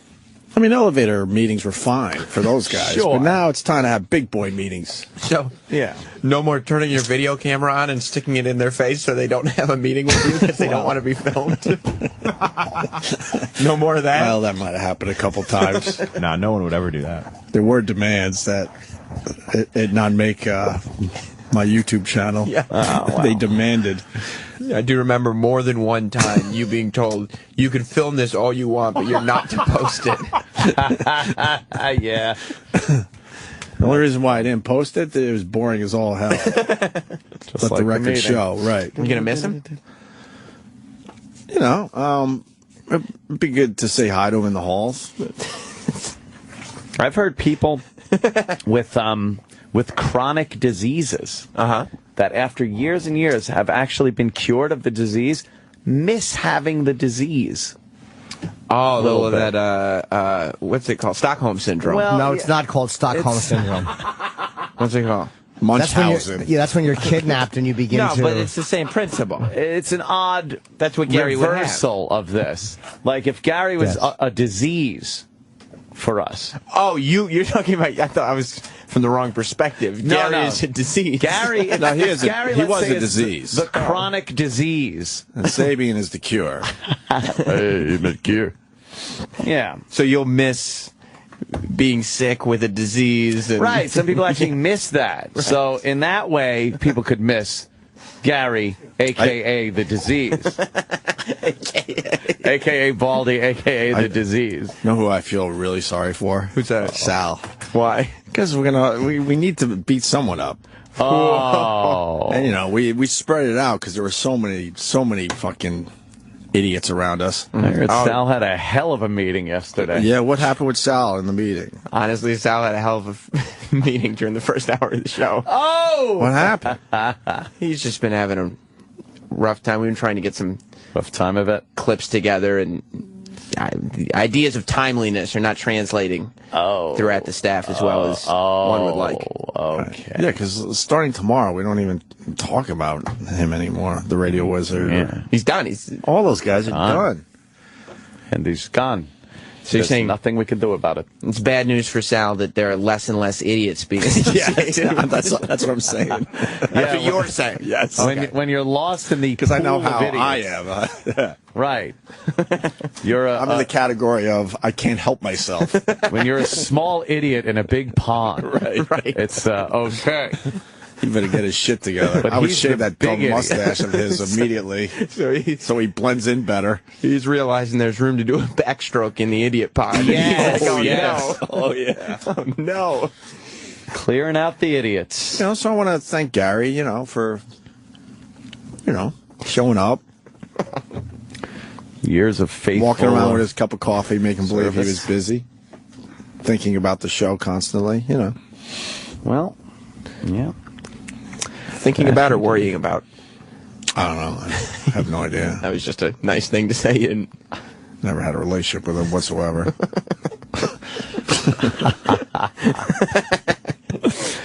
No idea. Never even had he only had my cell number the last couple months. I always had a nice time working with him. Yeah, good for you. There you go. Yeah, I did. That's nice. He's pleasant enough. Travis, what are your feelings? Just hanging out. He's just hanging out. The worst is yet to come. More of the Opie and Anthony Worst of the Week countdown. Next. This is extremely unusual. The late-night radio legend, Art Bell. We're going to talk about ghosts. Returns to the airwaves, exclusively on Sirius XM. Psychics. Area 51. Conspiracies. Is there life on Mars? That's a different way to ask the question. Another apparent UFO sighting. There is a presence in my home. Strange lights flying in the sky. Explore the paranormal and unexplained on Art Bell's Dark Matter. Coming soon to Sirius XM. Comedy, MMA, psychedelia. Fuck yeah.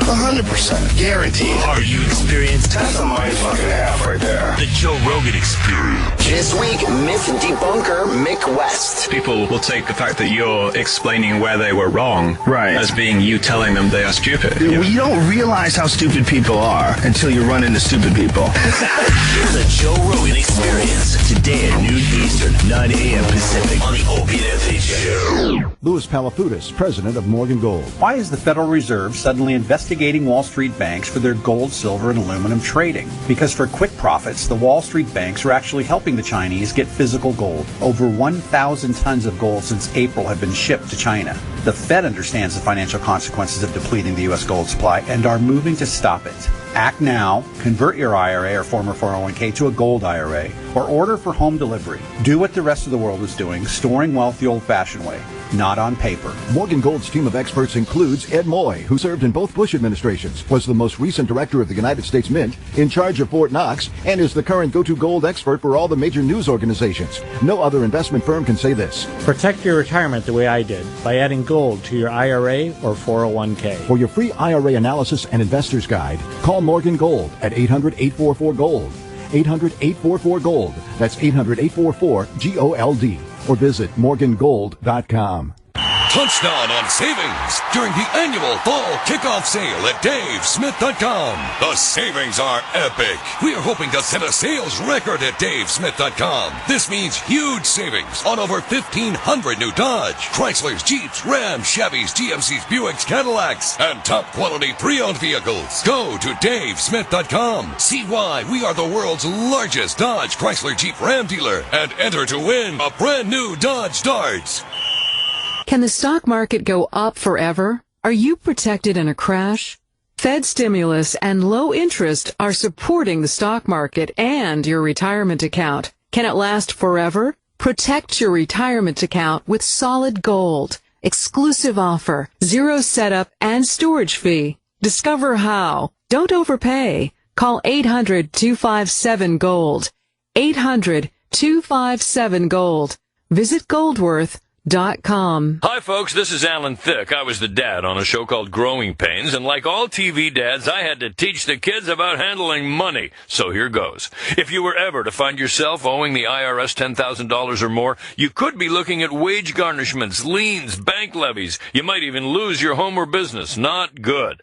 That's why I'd tell you to call the people at Optima Tax Relief, because there's a new tax debt forgiveness program just announced by the IRS called the Fresh Start Initiative. By calling Optima, you can jump on one of the biggest breaks the IRS has offered in ages. It's huge. You could qualify for a settlement that's 75% lower than before these changes. They're A-rated by the Better Business Bureau, and they even offer a money-back guarantee. Trust me, kids, you can trust these guys. Call 800-972-9772. That's 800-972-9772. 800-972-9772. Some restrictions apply. For complete details, please visit OptimaTaxRelief.com. Single but want to find someone special? Well, that should work out on its own. In fact, you might be working out and find love at the gym. I bet she'll walk past while you're on the machines and ask you about circuit training or some other sort of training. Before you know it, you'll both be sprinting down the aisle. Or you could call It's Just Lunch. Their dating experts will get you out on some real dates for some real fun, real fast. It's Just Lunch. The smarter way to date. Call 1-800-THE-DATE. That's 1-800-THE-DATE. The worst of the week countdown continues.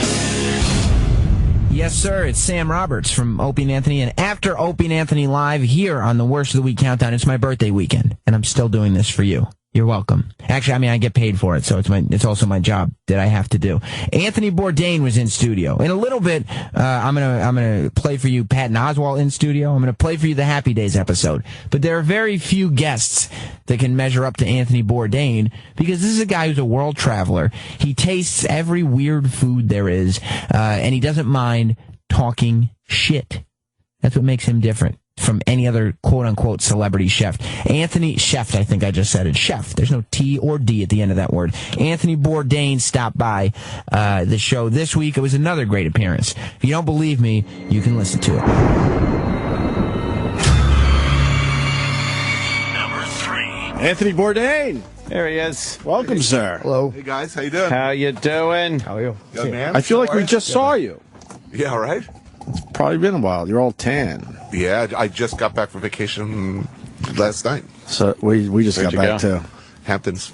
Ah. I went totally over to the dark side. You did. Yeah. You like it? This was only the second normal vacation in like my life. Yeah, without having to go somewhere very far away. And were you getting recognized out there? I think the natural inclination would be say, you're on permanent vacation, motherfucker. True. But, this is the first time that I've actually done the sort of normal month barbecue in the backyard, super dad thing. So like, I've kind of overcompensated. I become this sort of manic, frenetic, like psychotic, super dad. Yeah. I've gone full Ina. It's did. Like, everybody get together. We're having all of the greatest hits from my Jersey Shore, childhood vacations. We're having the goddamn steamers and the lobster too. And, you'll eat your fucking corn, and I'm getting the tomatoes at the farm stand, and you'll enjoy it. And, you get the 9 different choice of 9 different pancakes, and I'm like, it's like way, way, way, way, way over the top. We had similar summers, sir. Didn't dig any holes for the kids. Yeah, I was digging holes every day on the beach. Yeah, totally. Every day you had to hit water with your damn hole. Yeah, I figured normal family. Right. It's like, let's be normal. Then it got so crazy we were doing our own clamming. Yeah. Did you do that? I haven't done it. That's a really good idea. It's awesome. Yeah. When you feel a clam with your big toe, there's nothing better. Well, there's nothing better. I can think of a better thing to feel a clam with. I'm like the most considerate driver too, like in the Hamptons, because I drive like a black foreign car. Like every other douchebag who goes to the Hamptons for the summer drives. So like I really go out of I'm hyper aware, having worked summer jobs and been sort of a local in a vacation community. I know what it's like to be a local and have all of these douchebags and assholes, Beamers coming into your town. I'm like, I really try super hard to not be that guy. Right. It's almost impossible though sometimes, right? It is. Yeah. Every stoplight, it's a minefield. Yeah. They're all slow and local.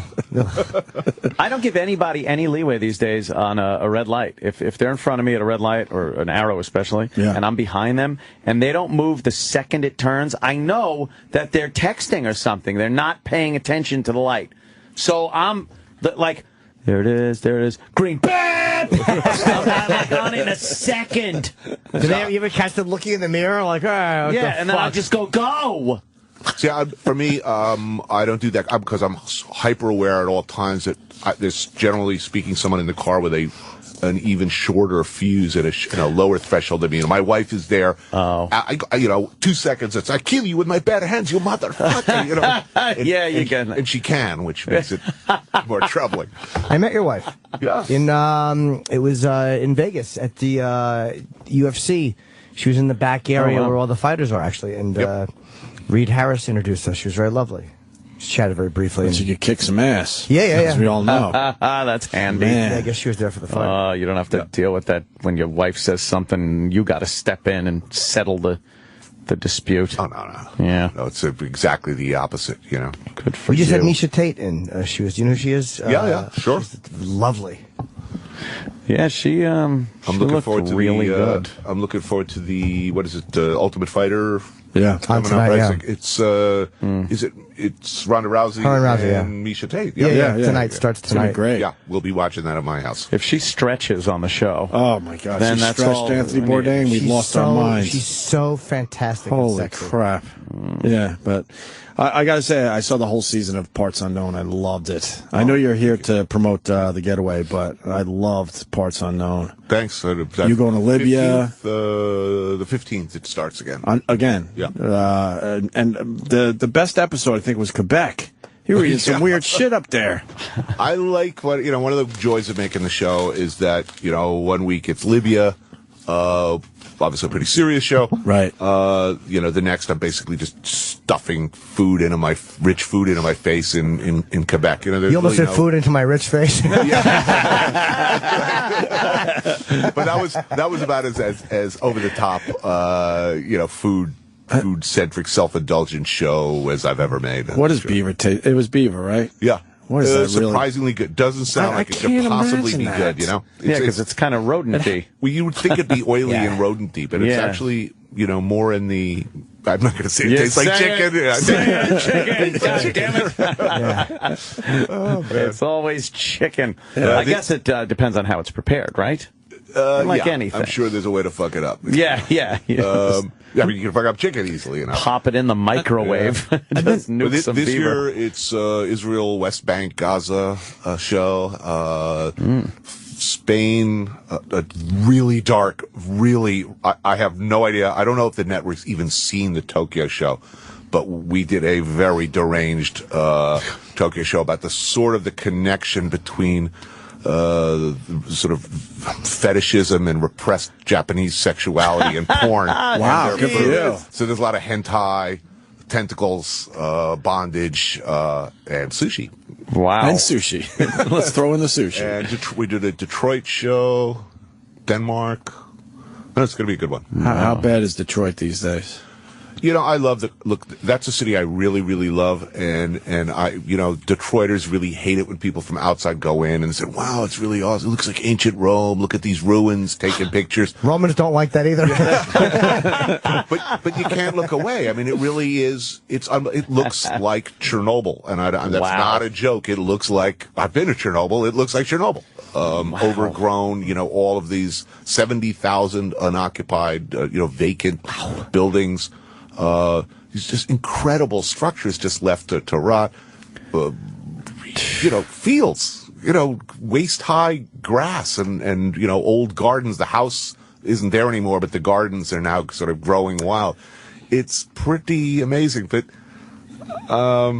it's a tragic but awesome place. I mean, if you don't like Detroit, how you feel about Detroit is one thing. Detroiters is another thing. That's That's a city with a sense of humor. I guess you have to have one, but it's just a place I've loved for a long time. What do you do on that episode without giving it away? We're hanging out with a guy, Charlie LaDuff, who wrote a former New York Times reporter and now a reporter for a television station in Detroit, and born and raised, and wrote a great book called Detroit: An American Autopsy, and so we basically hung out with old school Detroit politicians, cops, firemen. It's definitely not the new, hipster pizzeria that you must know about. Right. It's really Yeah. What are they going to do to fix that place? I mean, there's no reason an American city should be in that bad a shape. It's going to have to shrink. I mean, that's what would be nice to happen and what will probably happen are two different things. I mean, what would be nice to happen is all the people who've hung out there and fought it out and survived and held on to their homes as everybody around them, burned down or ran away or turned into crack houses. It would be great if the future of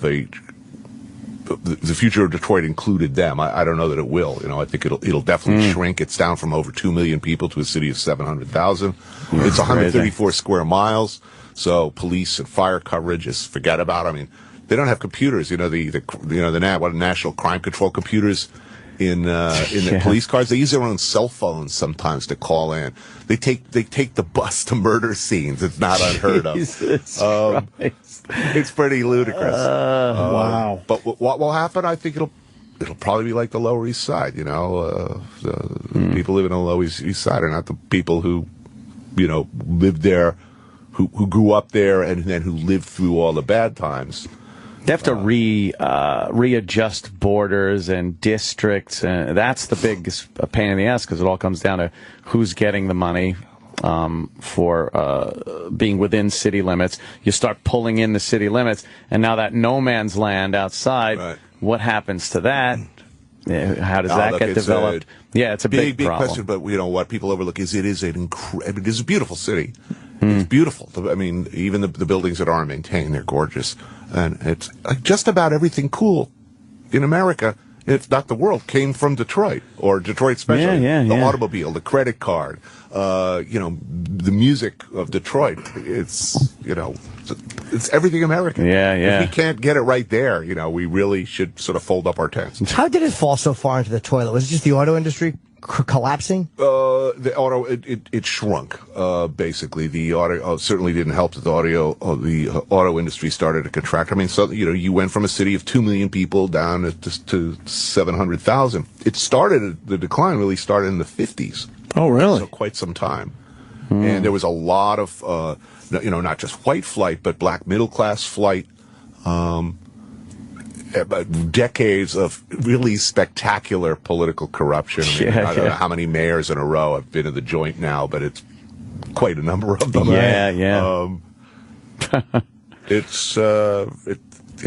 They've had more than their share of problems. Did you see hope there, Anthony? Any hope at all? Or was it just downright depressing for you? Yeah, because they are obstinate, proud, funny, tough as hell. Anytime you have that in a city's character, there's going to be hope. Right. But I think whatever happens, a lot of people who deserve better are going to end up getting screwed. I think that's the way it always plays out. I mean, even on a neighborhood by neighborhood, basis, you look at the Meat District or the Lower East Side here, or Hell's Kitchen. You look at the neighborhood then and who lives there now. Right. First come the artists. Then come the boutique hotels, and then swarms of hipster douchebags. It's different though in a small area like New York, because you can move into, say, the Lower East Side, and you're still only a quick ride to Chelsea, or we're at Midtown. Like Detroit, being spread out that far, even if you gentrify one area, then the rest of it is still a shithouse. It's really hard. It seems like something that big to. Because hipsters do, in a weird way, save certain places. Colin Quinn pointed that out to me, too. They're ballsy. As much as it's fun to trash them, and I do, they move into fucking Bedford-Stuyvesant. They're these fucking white guys with bell-bottoms and fucking Beatle hairdos taking the subway to Bed-Stuy at 2 in the morning. There's a certain balls to that. Which the man is right. And, they're already there, artists, urban farmers, a lot of people making use of there's a lot of dead space there that people are growing stuff and producing, local vegetables and produce for underserved areas. Look, there's no doubt about it. Hipsters will, to the extent that these places are going to get saved, it's going to be somebody with an ironic beard and pack of American spirits in the front pocket. Nice. What's this now? The Getaway you're working on. The Getaway is one for Esquire Channel, and it's basically, I used to do a show called The Layover, where I'd go and do 24 or 48 hours in a city. My partners and I started thinking, well, this would be actually a much better concept if we got people who had some connection to these places and knew what to do in those places. So we are basically grabbing people who've accomplished things in their lives, who are funny, who've got something going on, who have a particular connection with a place, and are good at, would be the right person to drop into these locations, and we send them off and let them loose. So we have Joel McHale we sent to Ireland to oh wow, yeah, and Aisha Tyler to Paris, and let's see who else is on the show. Aziz Ansari. So we sort of try to, look for interesting people who've done interesting things with interesting things to say, and send them someplace, really cool that they felt really strongly about, or had roots there themselves. But they had not necessarily gone there in the past? Or done anything? If it's a situation, in almost every case they've been there before, or it's a place they were just dying to go to. Right. It was a, sort of a personal obsession. Yeah, so yeah. there's always a connection to them. Are you on the show too, or are you just producing it? Gotcha. Producer. Very cool. Oh, nice. Look at that. Producer hat. Just slap that credit on the screen and Watch send out. me the check.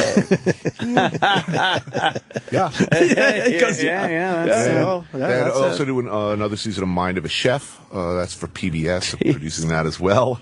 This year it's Sean Brock and April Bloomfield. Last season it was David Chang.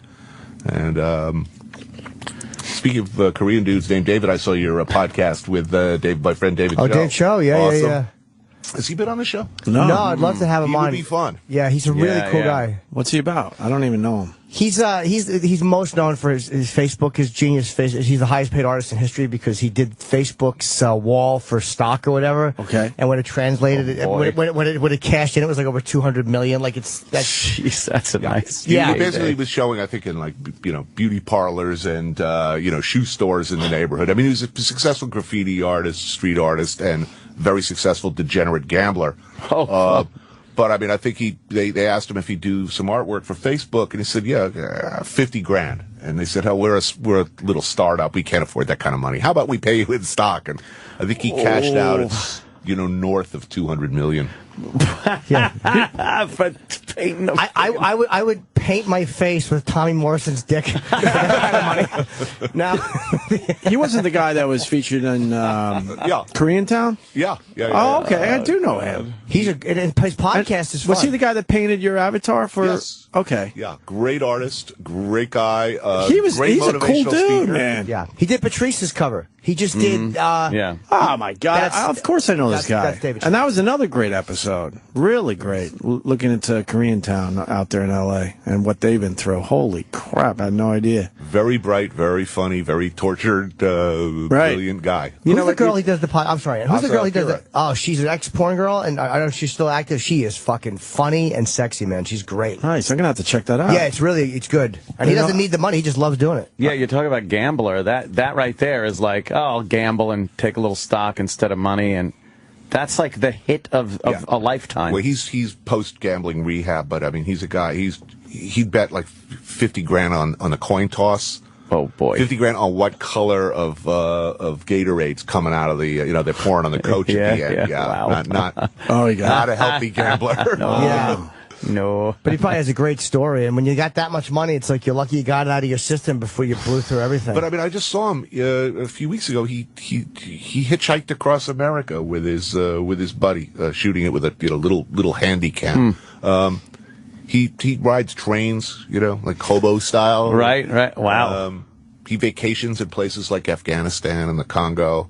He's he was not in your Mexico. usual rich guy by a long shot. He just went to Mexico right after we did the podcast. He went down there for. It's kind of crazy to do. Show some. Yeah, man. It's like you got to enjoy your money and not change who you are, but you got to be careful too. There's a certain line you got to draw. Like, all right, there's a reality boy, would here. a kidnapper love to get their hands on him down there in Mexico, I bet. Yeah, hopefully he's back now. But yeah, he's back. He had a big exhibit down there. But great guy. He'd be great on the show. The worst of the week countdown on the Opie and Anthony channel. Mad Dog Sports Radio is the place for the best all sports talk and the biggest games. Mornings is Evan and Phillips from 6 to 9 a.m. Eastern, followed by the Dan Patrick Show. I hold him to a higher standard because I vote on the Heisman. At noon, it's Shine on Sports featuring Adam Shine. Oh, yes, it is. Then at 3 p.m. Eastern, it's Mad Dog Unleashed with Christopher Russo. You can't make it up. Plus, listen at night and on weekends for the biggest games in sports. Touchdown! It's Mad Dog Sports Radio, Sirius XM 86. And on the Sirius XM app. If you want a better body, you change it. Work out, eat right. But what if you want a better brain? You change it with Lumosity.com. Designed by neuroscientists, Lumosity.com's online games give your brain a fun and challenging workout. It only takes a few minutes each day to help improve your memory, attention, speed, and more. So get the brain you've always wanted. Visit Lumosity.com and start training today. That's Lumosity.com. I'm Pam McKissick, CEO of Williams & Williams. You know, for us baby boomers, our home may be our most important financial asset. But to unlock its equity means we've got to sell it, and that can take as much as 200 days. Auction delivers a buyer in 30 days. So if you're one of more than 10,000 baby boomers retiring daily, or if you simply want to move on with your life, Find out if auction is right for you. Call us at 1-800-982-1385 or go to williamsauction.com/works. Do you have 3 ex-wives and your current trophy wife wants a life insurance policy 3 times the size of the policies you had to purchase for your previous mistakes? If so, you need to call Big Lou at Term Provider, 800-276-1640. Big Lou is intimately familiar with your problems, and if you're 50 or 60 years old and in reasonably good health, a $1 million policy should only cost about $100 to $200 per month.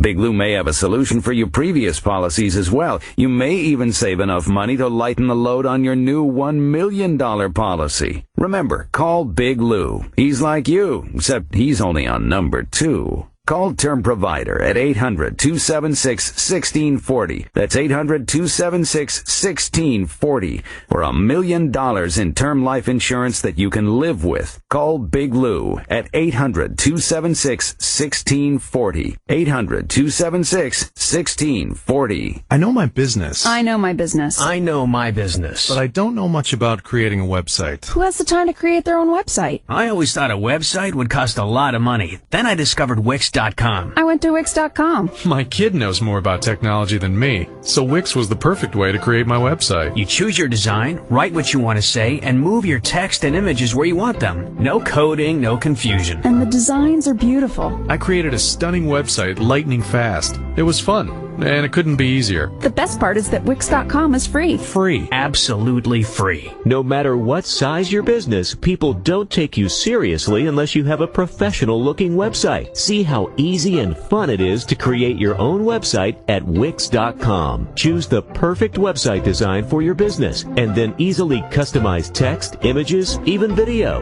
And it's absolutely free. Create your own stunning website at Wix.com. That's Wix.com.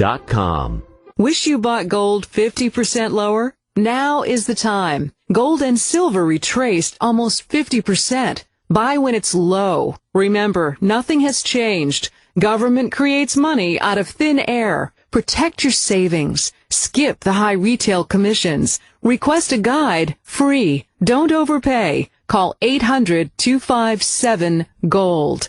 800-257-GOLD. Visit goldworth.com. The worst of the week countdown continues. It's the worst of the week countdown, where we highlight everything good that happened on the show this week, and there was a lot this week. Still to come, Patton Oswalt. But first, there's an episode of Happy Days, season 1, that centered primarily around race. Now, how they dealt with race in the 70s, pretending to be the 50s, was a little different than how we deal with race today. And as a show, we came together and we watched and analyzed what we saw on this episode. And we did so quite hilariously, if I do say so myself. It's Happy Days and the Best Man episode here on the countdown. Number two. I saw that Happy Days episode again the other morning, where they have the wedding, the black wedding, over at Cunningham's house. And because it's one of Mr. C's army buddies, and he's a black guy, and he's getting married. So Mr. C brings him over, and they come into the kitchen, and Mrs. C was putting away the groceries, and she picks up a watermelon and put it in the refrigerator right when they walk in. It's like, "Oh, pleasure to meet you." Oh, because I guess she didn't know he was black, or and she's like, we always have watermelon here. Like, she just made the instant, like, watermelon jokes. You couldn't do that joke on TV. No. And you wouldn't even think, like, Happy Days, you know, this milk toasty, wholesome show, even for the time, would even address that issue. But could you find that, Sam? Oh, they had a cop. A cop brought the black guy to the Cunningham's door, and he goes, "He's trying to tell me he's staying here." No. Yeah. It was all just fucking. You would think as the years go by, we would become cooler as a society. Right. We're just not. It was one of the ones that was on film and wasn't before a live audience, and Fonzie was wearing the fucking windbreaker. Right. Fonzie had a small part. He was helping load chairs into the house, and he's like, barely talked back then. He's like, "Yeah, I knew a black guy," and Richie goes, "I don't think they like being called black, Fonz. I think they like being called Negroes." And then Fonz was like, "Yeah, I don't care. You know, hey, I'd rather hang out with a cool black guy than an uncool white guy." Ugh. Oh, well, and then he left. Do we have any clips of this? No. Whoa. No? Really? Happy Days, black wedding? Black Wedding. I remember the Mad Magazine did Hammy Days. Mad Magazine ruled. Yeah. The Best Man, that was the one.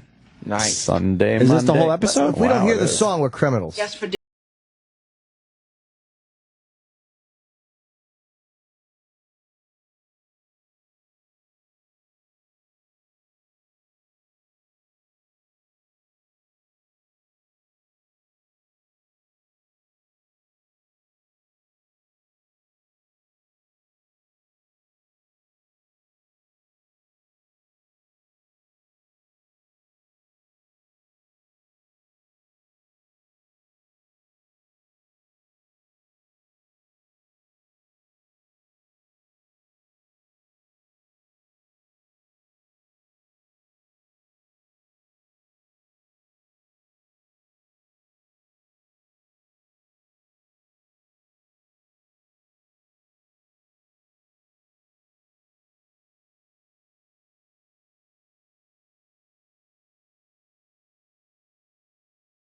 That really was shoehorned in. That too. was so shoehorned in There's to do no a reason KKK. for her to have a fucking white fucking thing on her.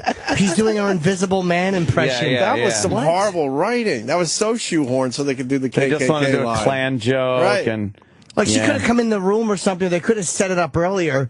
She's but just sitting there. sitting there. Like, that never Yeah. happened before or since. Yeah. But these shows, it's fucking, Wow. back during this time. Good Times also, as Good Times went on, they kind of laid off of that thing. But early on, they were all in. Oh, they were all in with that. Like at one point, I saw one where James, this uppity black couple, walks into their house and looks around and didn't approve and everything, and didn't approve of JJ dating their daughter. And James looks at Florida and just goes, "Oh, didn't you hear, Florida? There's niggas here."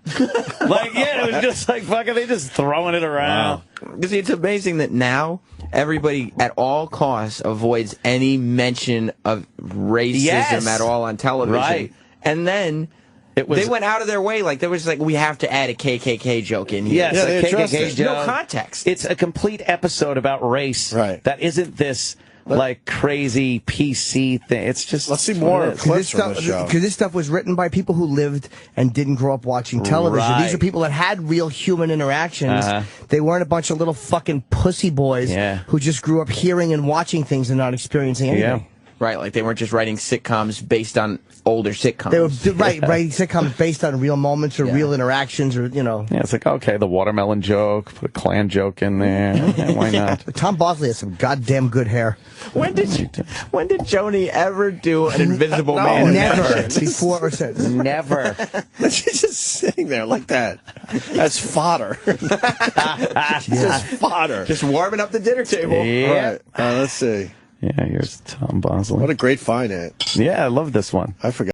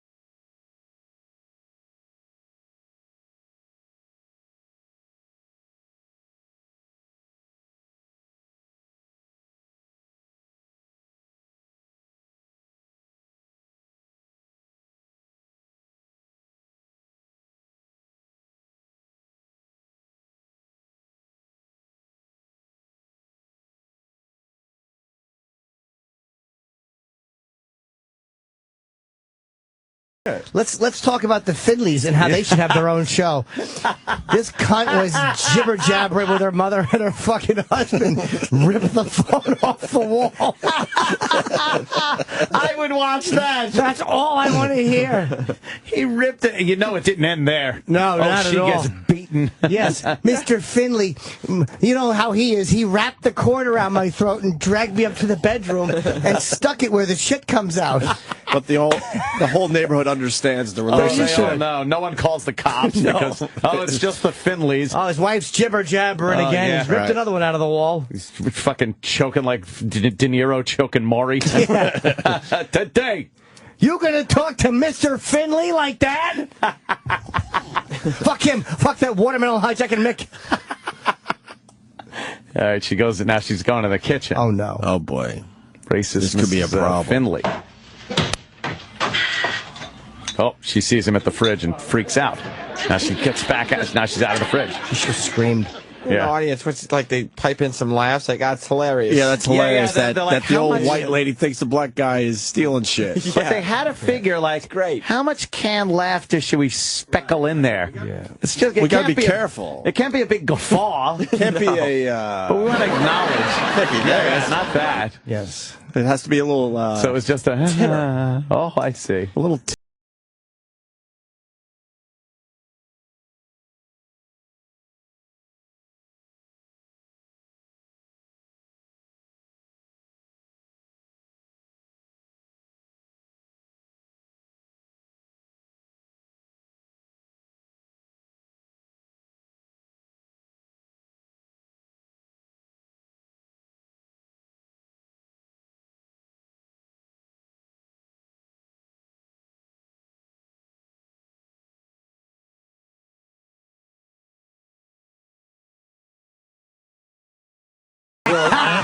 Mrs. Finley rules.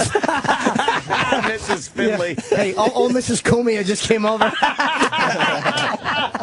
You're not going to move into my neighborhood, are you? I'm spying with my fucking with my hovercraft on a. Amazing. You're not planning on. You can't fucking put this on TV today. Mrs. Finley rules. Oh, that's great. Because she delivered knows. that line perfectly. It's not her she's worried about. Yes. Yeah. It's her husband. Mr. Finley. She doesn't want to have to go home and tell Mr. Finley that one of those fucking people are moving close by because he'll take it out on her. And the next time there's an argument, she knows that Mr. Finley has a tendency to bellow the word nigger when he's angry. Yes. And it's going to be ringing out through the windows.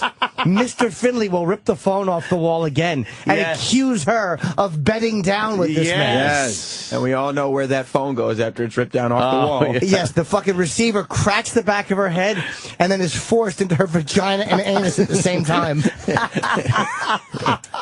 That's what he takes it, and he goes, "Why don't you call your boyfriend?" And he puts the earpiece in her asshole and the mouthpiece in her pussy, and he picks her up like luggage. And then he swings her through the bay window, throws her into the juniper bushes. Not the juniper He bushes. sexually assaults and beats Mrs. Finley savagely. He is a problem, Mr. Finley. Mr. Finley. She was just talking to her mother. She was calling her mother for help. Yes. Can I stay with you? He's drinking again. Who the fuck are you talking to? 1950s drunk Irish Mr. Finley. Yeah, exactly. He just came home. He was talking to his friend Captain McCluskey. Okay, stand him up. Yeah. Right. I thought I routed all you guinea hoods up. I'm talking to Chuck Finley.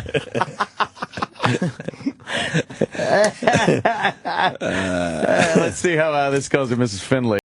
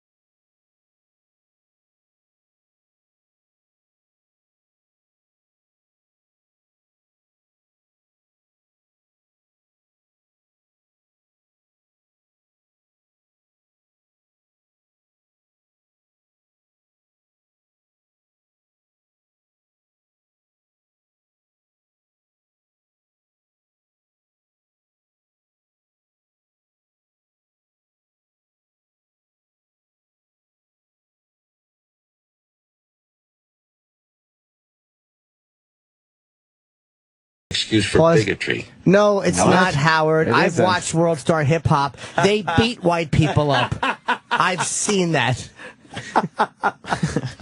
But I love how they're putting her in the play. I love how they're giving the social message of some people don't even realize they're prejudiced. Right. Yes. There's a message here, people. Yes. Of course there is. It is that no real man goes to bed wearing pinkish pajamas. Right. Isn't it amazing that's how they dress the white guy up in the fucking pinkish pajamas, scolding his naughty, racist wife? Yes. Oh, what a cuckold he is. You know, Marion, you don't seem to mind it when you're squatting over my face and one of them is stretching you. Stretching.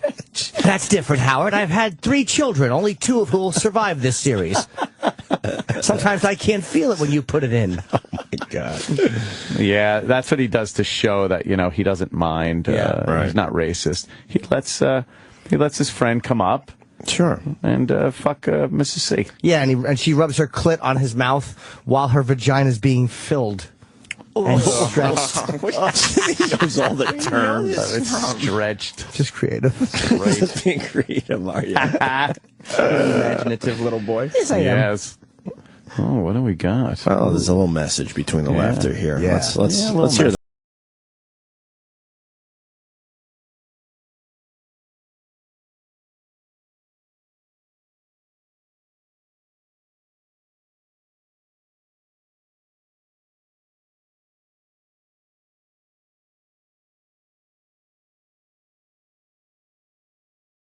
I just didn't realize I was married to a racist, uptight cunt. Now, the nurse, we would make the letter H with her, Marion. Of course, my friend would take the back because she said the larger cock always gets priority. I'd be stuck in her mouth as an afterthought. How many cuckold jokes can one mediocre comedian do? That's great. I think I really am prejudiced. Oh, boy. Thank you, Howard. Oh, boy. She's going to figure it out by the end, though. Don't mention it. Thank you. I've never had an argument like that with a girlfriend. Never, right? It never ends that easily. She gets mad. Good night, shuts the light, and then she's like, oh, boy, you're right. That was the 50s. She'll fucking, she doesn't want to get the same reaction that fucking the neighbor got. Old Mrs. Finley, she knows She sees the black eyes. Yeah. Mrs. Finley just said something like, he probably said, we're going to go lynch one tomorrow. And Mrs. Finley probably just said, oh, I don't know, should you? And then he fucking just beat her half to death. That's how it happens in the Finley's house. Just an element. It's a little different. Yes, not obeying him. Exactly. He kicks her out of bed with his slippers, his fucking chewed up slippers. The old luggage maker. Yeah, the old luggage maker. You can sleep on the floor with the dog. Yeah. Just fucking punching her in the face, full fist. Every lamp has no shade on it because he's throwing them all across the room, damage them. While she's yip-yapping with her mother like a little dog. Shut up, you cunt! I'm listening to the radio. They had a TV, of course, but old Mrs. Finley's head went through it once. Fucking 20 spackle marks all over the wall from where his fist went through and her head. They tried to do an offshoot with the Finleys called Not So Happy Days. Happy Days, Sad Nights. Slappy Days. He just smacks her around all day. Sunday, Monday, Slappy Day. There's a lot of reading between the lines that has to go on in these episodes. Absolutely. There's a subtext here. Yes. Let's continue. It's very subtle. Thank you, Howard.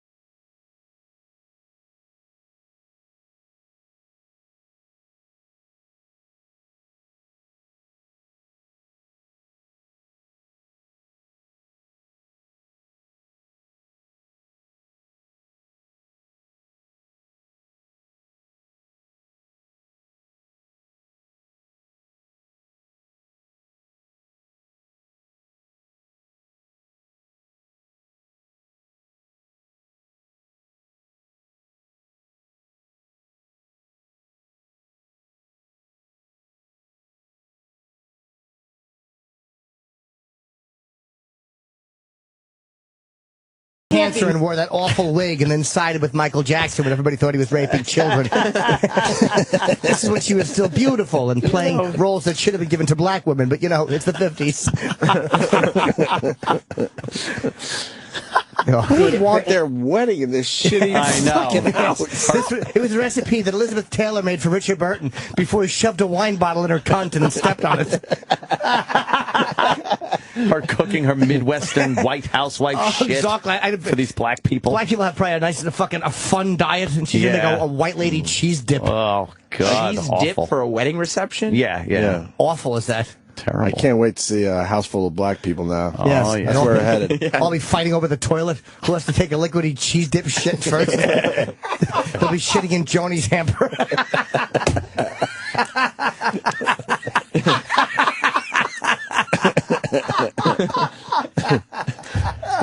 They're gonna have to flea bomb the place after the wedding. Shitting in her hamper. They'll remove all their prejudices, and then the house will be completely pillaged after the wedding. Not one item left. Absolutely. Yeah, exactly. Joni would be fucking crying on her bed with her fucking blood in her underpants.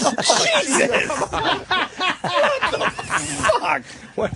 What happened? I said pillage. Well, my friend's drunk cousin Sly, who came over, who just got out of jail for drinking under the influence or driving under the influence. Drinking under the influence. Exactly, drinking under the influence. That's how drunk he was. Did it twice. Snuck up into Joni's room. That's great. Yeah. Horrible. All right, let's see what happens Put here. fucking fingers that smelled like cool cigarettes over her nose. Fucking bloodied her underpants. That's how this episode airs. It's a pro-racism show. They're like, this is what happens when you're friends with them. Oh, fuck. The more you know.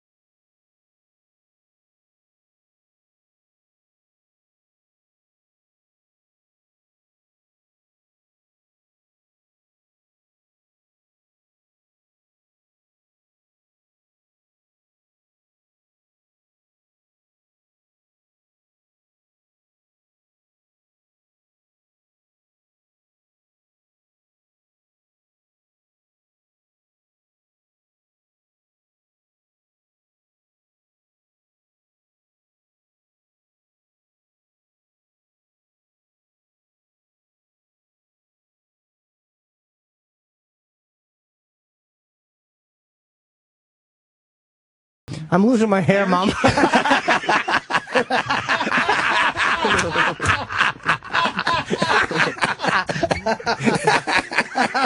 I'm 17.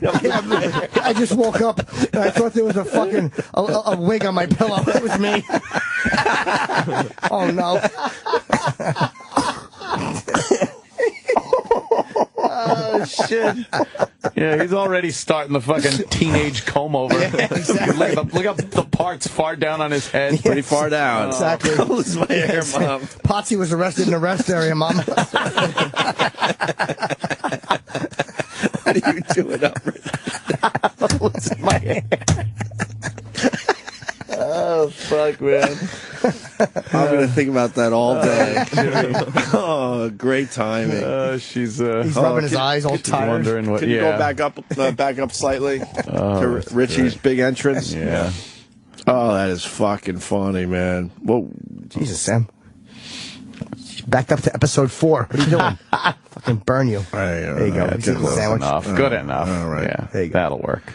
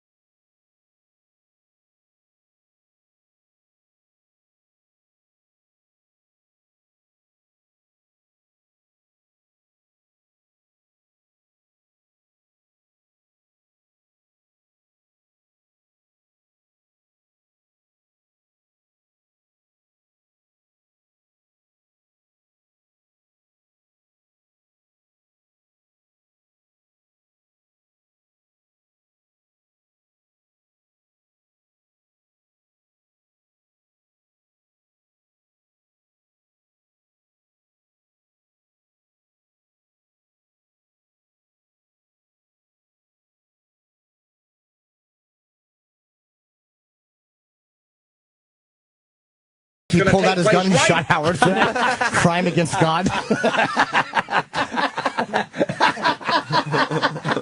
No, you're not. Oh, no, you're not. I like the fact that he thought this guy was prowling, Right. so he brings him up without cuffs to Howard's door so he could possibly menace his family. Yeah, what the fuck?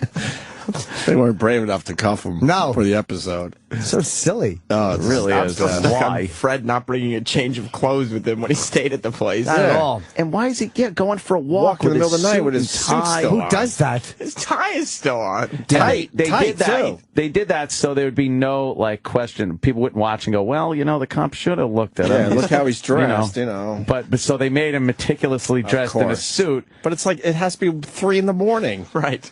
They just were woken up from sound sleep while Fred's moseying around the neighborhood. Yeah. Trying to take a peek at the neighbors. Just peeking. Just doing a little of that peeking. Hoping someone's getting out of the shower. Howard's got an I Am Fred fucking hoodie on after the cops mow him down. 52 shots.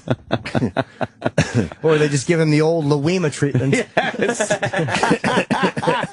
Take Fred down and give him a good Abner Louima-ing.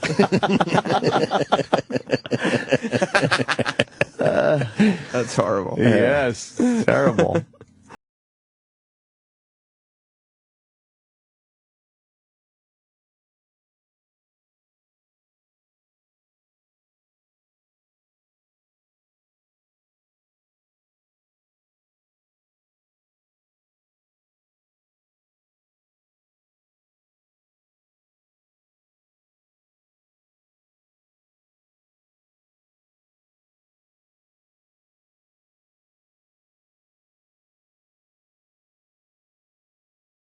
That shoehorning shit. The chair is broken. You would never bring it into a house. Yeah, why would you carry that in instead of leaving it outside? Why bring it in? It's You'd look at this and say, well, this chair is certainly not usable. And why do you put it right up there- front? Or maybe there's 3 gay friends coming to the wedding. Yes. That old guy. Flip it on over. Yo, Red, what happened to this chair? Mr. Finley broke a leg off and put his wife in the hospital back in March. Old man Finley's chair. Yeah, he beat the back of his wife's arms so she wouldn't bruise at work. Wacky old Mr. Finley's at it again. Yeah, old Mr. Finley. Good old Mr. Finley. Yeah. He's a problem in the neighborhood. Oh, yeah. He's just... Mrs. Finley knows Yeah, too Fonz well. is fucking dressed like fucking Ahmadinejad in his stupid members-only Yeah, he's got jacket. like a members-only jacket. But he didn't put on the real whole Fonz voice. No. Right. He kind of was a lot more reserved and not as caricaturish. They're all metal folding chairs except for one wooden chair. One wooden chair. Obviously Doesn't broken. make sense. Just so they can make a dumb joke. Absolutely. Hey, maybe Paul McCartney's wife can sit here.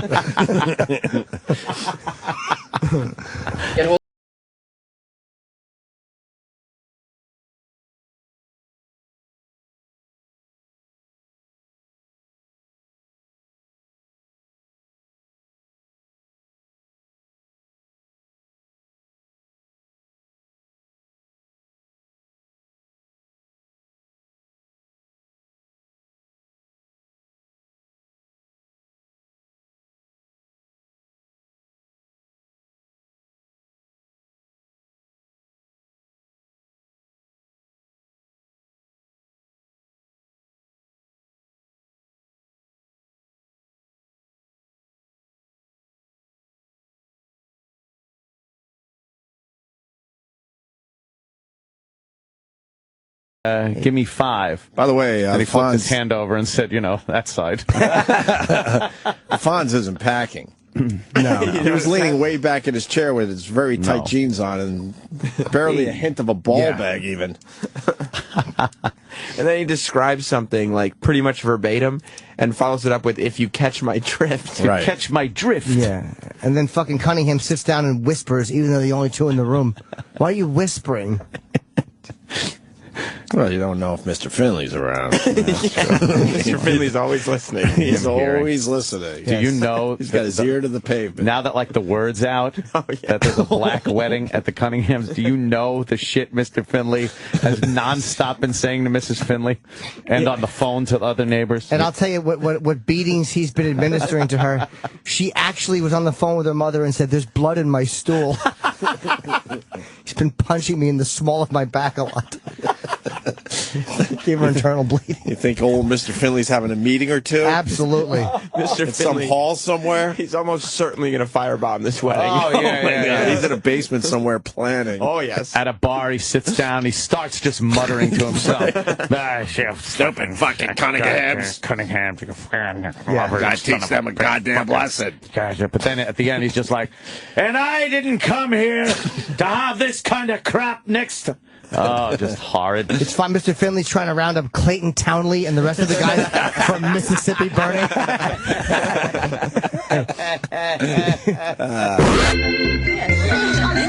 The worst of the week countdown on the Opie and Anthony channel. There goes the light. Go ahead. You're on the air. Sirius XM's Radio Classics relives the golden age of radio.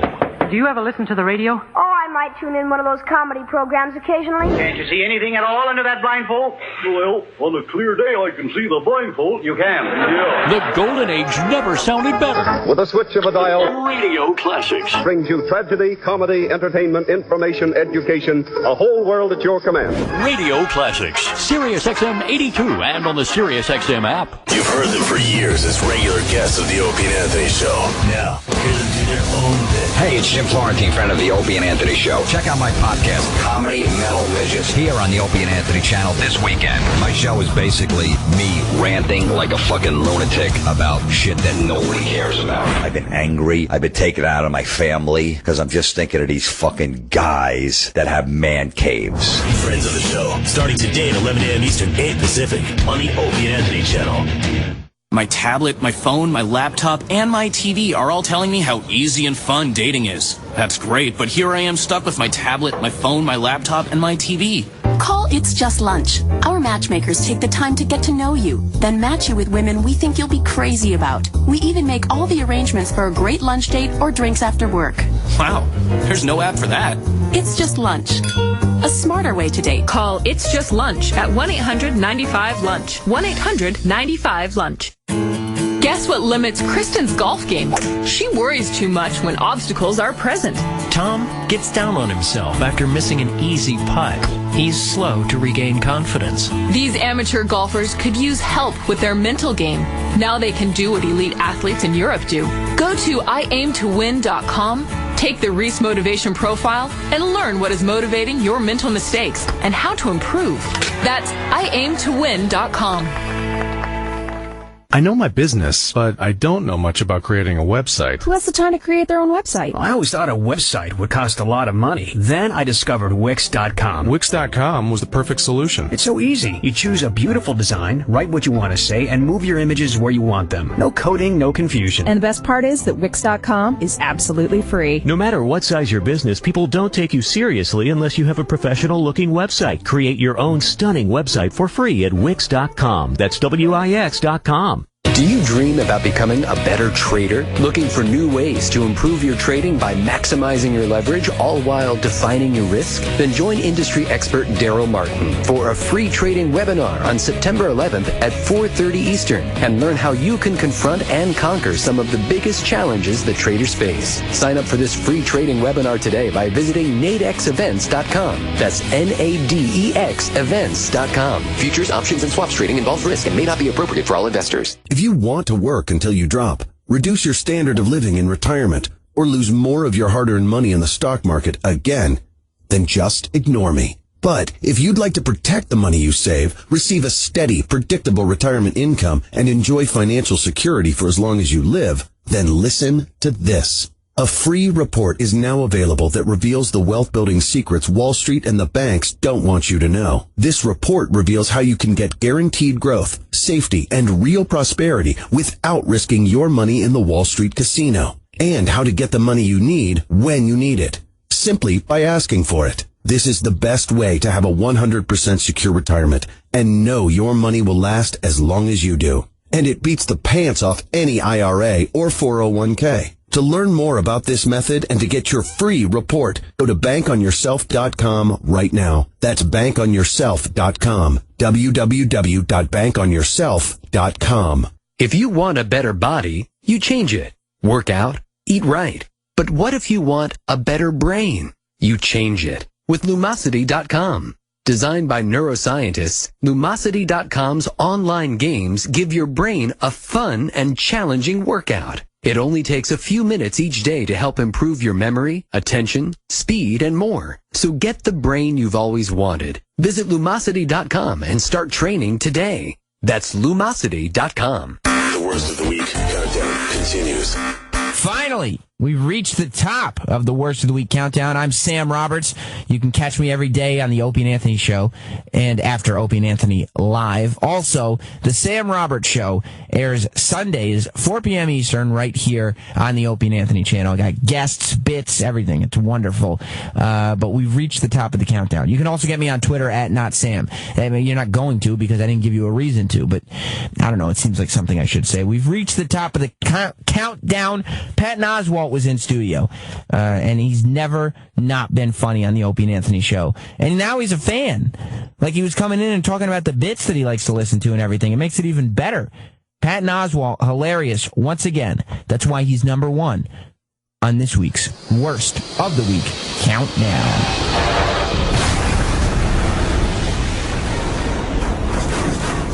Number one. In L.A., I'm doing the Los Angeles Public Library is doing this celebration of Moby Dick. Wow, look at so that. I'm doing You're all three readings. I'm just going to go to 3 different libraries and read sections from Moby Dick, which they've sent me these sections. I mean, I've never read all of Moby Dick. I'm going to I'll admit it. Sorry. That is a seriously fucked up book. Yeah. Some of the stuff that goes on in that book. It's just pages and pages of just psychosis. So I'm going to be reading some of the weirdest parts because doing this whole thing. Put on a dramatic reading voice? I think I'm going to try to, and then I'm going to get confused and angry because these passages are really, really weird. I didn't know that Herman Melville was so twisted. Damaged. Yeah, like just a twisted. Damaged guy. Yeah. How long is each passage? Each like a page and a half, like really quick, and then I'll talk to the audience about like what the hell just happened, like, and there'll be people there that there's already people like because I was announcing it on Twitter, and then they're like, hey, make sure to read this passage because I've been looking some of them up, and they're really hard. There's some twisted shit in there, like his fucking captain and the cabin boy and shit. And, there's a lot of like. There's all these references, or at least they allude to the idea that he hates this whale so much that he's gone to all these islands of different savages, and he's storing these like Zoroastrians and these crazy religious fanatics, but he keeps them stored like under the decks, and they just sit there smoking weed all day and going crazy. And the minute the whale surfaces, he's gonna like let these maniacs loose to go kill this thing. So on the deck of the ship is Queequeg and Ishmael, all these guys, but then underneath of it, it's like the gathering of the Juggalos, and he's just giving them all PCP, and they're gonna go kill this thing. Throw them out like a cluster bomb of savages. Yeah, exactly. It's amazing. Yeah. So. I had no idea. No. I've never read the book. No, I haven't either. I know nothing. I think I about might have to Moby read Dick. that one. That's cool. I just hear the name and giggle. Yeah. Can't help it. Well, also what I didn't know about the book was Herman Melville was this hugely successful, like, killer diller author, money, fame, and then he spent all these years writing his great American music, and it ruined him, and he died penniless and kind of crazy. Yeah, this thing just ate him alive, and he wouldn't. And they put it out. Everyone hated it. Like all their reviews were like, "This is the worst, most unreadable piece of shit." This guy's flushed his career down the toilet. When did it become a classic? I think like 50 years after he was dead. Wow. Yeah, it was really weird. He just kind of blew it. So damn. Wow. Yeah. It was a guy like imagine think of like Bruce Springsteen, and then all of a sudden he stops doing music for 10 years and then comes out with this weird atonal, like he's just banging on like a weird, like a Dixie cup with a mummified penis for 4 hours, and everyone's like, that's it. He goes, this is all I'm doing from now on. They're like, God, he's going, and then he just ends up like dying in a men's hotel somewhere. But then 50 years later, people dig that. Like, this is the greatest album ever. Do you know the history of how it turned it around and how it became a classic? I still got to read that part because it's it is a fascinating story about a guy burning his life to the ground, and then that becomes a thing. Then his big bestseller books no one gives a shit about. That were bestsellers during his lifetime. No one reads anymore. What was his life and death years roughly? I don't know. Did he die in the 1900s or the 1800s? I think he died in the late 1800s, but don't quote me. Yeah, there you go. Get on Wikipedia. We're gonna have to do that. Yeah. He's also one of his big bestsellers was called Umo. OOMO. And if you do crossword puzzles, you see that a lot. Yeah. It just says Melville novel. Oh, this person needs vowels in his puzzle, so here comes Umo. Get no Umo, because that's going to be the one in there. Well, you got 1819 to 1891. He lived the fucking, what was he, 73? Almost made it. 72 years old, right? Lived a long life, died miserable. You doing animation still? Yeah, I do. Well, now I because my daughter is 4 and we watch all these animated shows, and then sometimes I'll tweet about them, I can't get the Doc McStuffins tune out of my head. Of course. And then they'll call me and go, "Hey, you want to do a voice?" I'm like, yeah. All of your favorite 90s musicians are all doing kid shows now. Mickey Mouse Clubhouses, They Might Be Giants. They do all the music. Doc McStuffins is that girl from Letters to Cleo.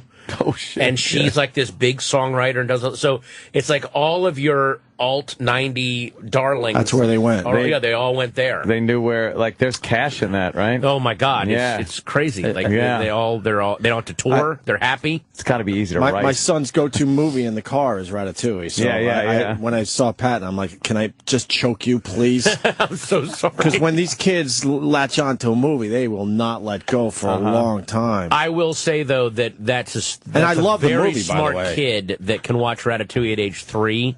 He loves it. And although he makes us fast forward through the scary parts, the whole rainstorm in the beginning and stuff. Well, because the shotgun, it's really dark. Yeah, he knows when he's scary like part. Yeah, but he doesn't want to turn it off. He goes, just fast forward for me. Yeah, I want to see the rest of it. That's crazy. Just be happy that because one of the things my daughter is into is that Dora the Explorer. That's okay. Dora the Explorer. You like Dora the Explorer? How much do you like it? 1, 2, 3. He knows. Oh no! Oh God! For us, it's Caillou. Caillou's the whiny little bald. He's a whiny little fuck, and then I hear my son imitating Caillou. I'm like, no, you're not going to imitate Caillou. Yeah, it's and also now a lot of these, I hate. That's the only one I can't stand out of all the kids programs. Yeah, and Caillou. she loves and that little theme, that weird. I'm Caillou. I've heard that. Yeah. Do you do animation voices, Jim? Because you have an amazing voice for animation. You should be doing voiceovers. Thank you. I wish there was somebody else in my career that felt that way. A person of power or influence that was managing me. When you guys were playing the early Jim Norton thing with that voice, it sounded like you were doing a voice. Yeah, how we doing? Oh, I should have been had my throat cut. Yeah. That's back at was that here? We did it at NEW. It was just played that over recently. Best of. Yeah. We just played it last week. Amazing. Who came in? Patrice fucking Voss. Yeah, they were all. It was like they brought in the Magnificent Seven of Ballbusters and then found the most embarrassing thing. Like it was the perfect storm of ball busting. That's exactly. We've done a few of those over the years. They're very uncomfortable. Yeah. We've played some of our old radio shows from the beginning, and you don't get Jimmy's through whole stand up 4 words before somebody just jumps in and starts pounding what? you. Yeah, so brutal. It's humiliating. Jimmy's voice. It is. Mine was terrible. Yeah, people. Oh, like me. What were you? What were you dressed at? Like, how were you dressed? What were you wearing? It should have been a fucking suit with my hands over my chest and a satin pillow. I was wearing fucking baggy purple, like fucking workout pants. No! Dude, I was a cunt, and a fucking black like mock turtleneck. I was wow, just a zilch. An absolute zero. At the time, you thought you looked good, though. Oh my God, I sure did. High energy, smiling. They're enjoying me. Always greet them with a smile and be totally inclusive. I listened to no one left out. That like me shit. That you got to be likable. You got to be likable. And when you first start, you hear that, and you want the industry to like. It's all this nonsense you buy into that. Thank God some of us get out of. And well, how much nonsense? Remember when you would buy into the idea that if you fuck up at this club or anger this club, in your mind, it's a network. Right, and they all talk to each other, and you'll be banned from all. Right. Like suddenly you have a cabaret card that's 1961, and you're going to be banned, and then you realize later, It would have actually helped my career if certain club owners had hated me immediately. Yeah. Because the word would have gotten out that, this guy's actually good if this asshole doesn't like him. Yeah, if he hates him or, fuck him. There's no loyalty. You could burn down the Cleveland Improv and they'd still hire you in Baltimore. Yeah, they don't give a shit. They really don't. So, yeah, there was always that, so frustrating. How do you know, like, when you're starting out like that, what to even wear? Like, I'm wearing these purple things. Like, was it calculated? Did you go into that closet and be like, tonight I'm on stage, let me get that? Or did you just throw on Club owner clean? gave me them. This guy, Mark Vito, who runs Club Casbah, and Wildwood gave me a couple of baggy pants. I just thought they were kind of cool, and I would tuck my shirt in. Here's the one I wore during my fight with you, Rock. Red, black, and blue shorts. Exactly. I would always try to, I would always try to dress, like, in the subtle comedian uniform. Yeah. So it's like maybe like the suit jacket, but then the jeans, and then the bright sneakers. Like, come on, he's a little, we don't know what's gonna come out of this guy. He's dressed for fun, and then the T-shirt under the suit jacket with a weird ironic logo on it. You know, look, it's the Mr. Bubble logo. I'm nuts. We don't know what I'm gonna do. I mean, if I'm willing to put this on, what's gonna happen? Oh, Jesus, it's so pathetic, so needy. There's nothing. That's what's hard about watching you when you're yourself and young. It's not that you're not funny; it's that you're needy. You're so needy. It was both. Yeah, I was not funny and I was needy. That's that. When we were going through old radio stuff, I was so happy to be there. Months out of doing construction, so I was just so happy. But you get a pass. I'm like, oh my god, so everything was so like, oh yeah, over the top, fun. I was just so eager to, like, anything. I'd throw in an imitation. I must perform. Because the attic was waiting for you. Yes, that attic was. So you kind of have a pass. You came out of this kid. Anthony came out of nowhere, though. But it is, I started, and that's where he's going. I started this shit when I was 18. He's in his 30s, comes out of nowhere, and fucking boom. Boom. But you know what his advantage was, and yours too, is because you started young and you started with the past you had.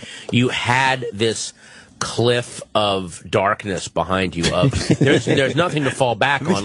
So you've got to work twice. It makes you work twice as hard when you have got nothing. We both had nothing. Like I had when I started doing stand up, I kind of blew everything else. Right. And I realized I can't work in every office I worked in. Either people hated me or I hated it, and I had a terrible attitude because someone's like, I have a cliff to my back. Yeah. If I fall back, I will fall off the planet and be gone. So you're one of those people that they fell through the cracks of society. I literally, that's where I would have ended up. I would have ended all those guys almost made it.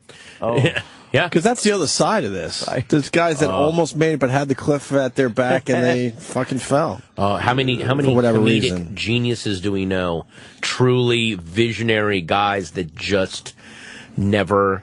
They're just gone, or they're still around. But what do you do? Or they made bad decisions. A lot of them, a lot of people wanted to just work. The big road headliners of like 1992. I started 1990, and a lot of those guys began in the 80s. And they headlined before they were ready because the 80s had a fucking million clubs, so everyone got the headline. Oh, yeah. And then they got bottlenecked, squeezed out in the fucking early 90s, and they couldn't find work. And like those guys that would work in like 92, 93, they're gone now. There's no, cause a lot of those rooms aren't around. So also they got used to a certain lifestyle of, I make this much money, I do this. And the people that survived when the boom stopped, and there were people that did make it, but those are the ones who are like, I got to get some other shitty job and keep doing stand-up until it comes around again. Yeah, some people did do that. But you're right, there were some people that are like, I used to headline at a club chain that does not exist. It doesn't even exist and anymore. No one cares. Yeah. And there were also those guys that, they wrote their 45 minutes and then they just, I'm done writing. Yep, exactly. I got my 45. Dude, that's my life. Yeah. Absolutely. My life's comedy. I don't understand those guys. Why would I go on stage for no money? You see, some of those guys come through, once a year, and you go see them. You're like, what are you doing? It's the same thing. Same exact thing. Isn't it fun? I thought it was fun writing jokes. That was the whole point of doing this. You have to do the same shit over and over again. New stuff. Yeah. Those guys, I'm merciless with those guys. They're fucking lazy. Yeah. It's like you're fucking lazy. Yeah. Fucking write a joke or try a joke. There was same fucking dog shit inflection for 10 years. Oh, fuck you. Fuck you. On HBO, I think it's HBO Classic Comedy, whatever the fuck it is. They play a lot of the old specials from the 80s and stuff. And you see these guys and you're like, oh yeah, that guy. And he had like a little fame back then. And you realize you never saw this guy after like the boom of stand-up comedy. They're gone. Are they? I was going to ask, are they still doing comedy, but in some weird fucking fuck even knows places, or disappear? I don't even know. Some of them just disappear, man. A lot of the guys that I started with in DC, these headliners ended up on morning radio doing AM. Oh, really? Not like satellite stuff, but I mean like AM local and angry, like beyond conservative. You know, and like there's guy. I remember a guy that I used to work with, and we weren't really friends, work with him, and he was going off about, well, you know, I used to be a comedian and black people in clubs. Let me tell you something, because I've actually experienced it. I'm like, was it Kramer? It was, well, but it was like, I see what you're saying, but you're basing a political philosophy on 3 bad nights that you had at Garvin's, which, by the way, were bad nights. But you need to, like, and like that was his argument with the call. Yeah, you ever do Garvin's? No, but I remember the name from DC. Garvin's was their big claim to fame. They're gone. Is that they had Dave Chappelle starting out. He got his start there, and they treated him like such absolute dog shit. Yeah, that he left for New York. And then I remember another club, not Garvin's, but one a lot like Garvin's. Dave Chappelle was getting ready for his first hour, the Killing Him Softly, and his managers called the club and said, Dave would like to do the weekend. You can have him for $800 for the whole weekend. He just wants to do sets. You know, this is the last minute. All you got to do is give him $800. So, you know, this is Dave Chappelle, right? He probably just wanted some money. He was already Dave Chappelle. Food or pay for his own. Exactly. Right. And they wouldn't pay him. They wouldn't do it. And then I heard the 2 managers talking, and one of them was like, fucking kid used to MC here for $25 a set 5 years ago, and suddenly we got to give him $800. It's like, well, because he's not the kid. Like in their mind, you're just frozen there, and that's you're still the same piece. How great is it they're gone? How great is it? The whole thing just collapsed. That's great. Yeah. It is nice when you get a club from a scumbag club owner running it, and it just goes belly up. Good. That fuck. Yeah. It's just the. It happened with bands too. When we used to play, and you know, at the end of the night, you go to get paid, and there's always a problem. You know, you know, we had the door count, and it was this. It's like we had our own guy with it. And you know, I gotta go with my guy. And you're like, you're going to screw me on 25 people? You prick. Like you do realize this can't sustain. Like eventually your club is just going to collapse. Right. There's no way if you keep pissing the talent off, no one will come back fucking everyone here. over. Right. Yeah. That's fascinating. And they all try to. They all try to fuck you for 8 seats or 10 seats. Or, no, we're doing a golden ticket thing, you know, but you weren't supposed to because we have a contracted ticket price. They all try to get an extra few dollars. See, that's what, again, if they were trying to fuck me over for $20,000, I would at least respect that I'm dealing with a supervillain. But when you're dealing with someone, and you're like, I just talked to you for 20 minutes because you were trying to get like $48 out of me. That's what drives me crazy. Yeah. Just that much. And it's weird when you have these like old clubs that like for years you worked in, and then you realize that it's 2013, and you're going back to the Comedy Cabaret at Poco's Restaurant in Doylestown. Oh, Jimmy. Tickets are on sale now. I'm working on my new hour, so I'm just going there just to work. I'm going to have like maybe some paper with me and just work on material. That's cool. Yeah. No, when I was doing this, I just taped my new special in July, and I did the same thing. I did every Thursday night. There's this little art gallery near me that also does stand up, and I go, let me just have Thursday nights, and I got to go there every night for 3 months. And then I would also go every Monday and Tuesday month. I'd go down to the Irvine Improv, which is in a mall, and you gotta edit your shit. Like you can't just go, let's just see where this goes. Like no, they want to see a show. So all the stuff that I would kind of spew out at the art gallery, I then had to go edit down in wow, that's a Irvine, great and it idea. really helped. It was really good. Yeah. That's really smart. Yeah, I love doing stuff like that. I usually do that right before a special is shot. Like, I'll usually go in the smaller rooms and just completely... But that's, you're seeing the special almost. I probably have, since I shot, probably 35 new minutes. Already? Yeah, about like Wow. It's been 5 months, though. It's been 5 months. okay. 35 new months. 35 minutes. So I would say, you'll have close to a new 45, and I'll play with the crowd a little bit. But I love doing that. It's my favorite part of it. Colin in Long Island City when he was just starting working on the last Unconstitutional, yeah, Unconstitutional. No kidding. And it was great. Just watch him, and he'd go through something and be like, well, that don't work. But it was great just watching him throw that shit around and try to. Then he says the same thing on HBO when he does it.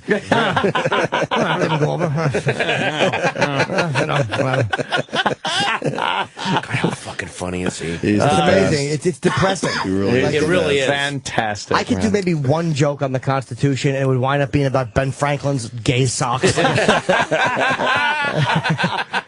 he didn't even write the Constitution. That's the best we got from last week. I mean, that's the best we have from the past week. The Opie and Anthony Worst of the Week countdown is available whenever you want it. SiriusXM.com/on-demand for details. This is the Opie and Anthony channel on SiriusXM. If you suffer from psoriasis, you know it can feel like a curse. If you're tired of the pain and embarrassment of your psoriasis and would like to take control, then you want Extract, the breakthrough targeted light therapy for psoriasis. Extract can clear your psoriasis in weeks with no harmful side effects. I was seeing results within like 2 or 3 treatments. Go to extractradio.com and see how this simple in-office treatment targets all psoriasis areas. It's very quick. I couldn't even feel anything. Extract is covered by all major insurance companies and Medicare. Plus, you can be reimbursed for any copays until you see results. I've had psoriasis since I was 18. It's always been a problem, and Extract totally cleared it up. For your no-cost treatment, call 800-622-9319. That's 800-622-9319, or visit xtracradio.com. For qualified patients, certain restrictions apply. Results may vary. Look, the worst part about business travel is worrying about my wife and kids at home alone. My family's safety is my responsibility. That's why I started researching home security. I called the big alarm companies, checked online, even looked at doing it myself. But the best technology for the best price came from Vivint. They even won the Consumer's Digest Best Buy Award.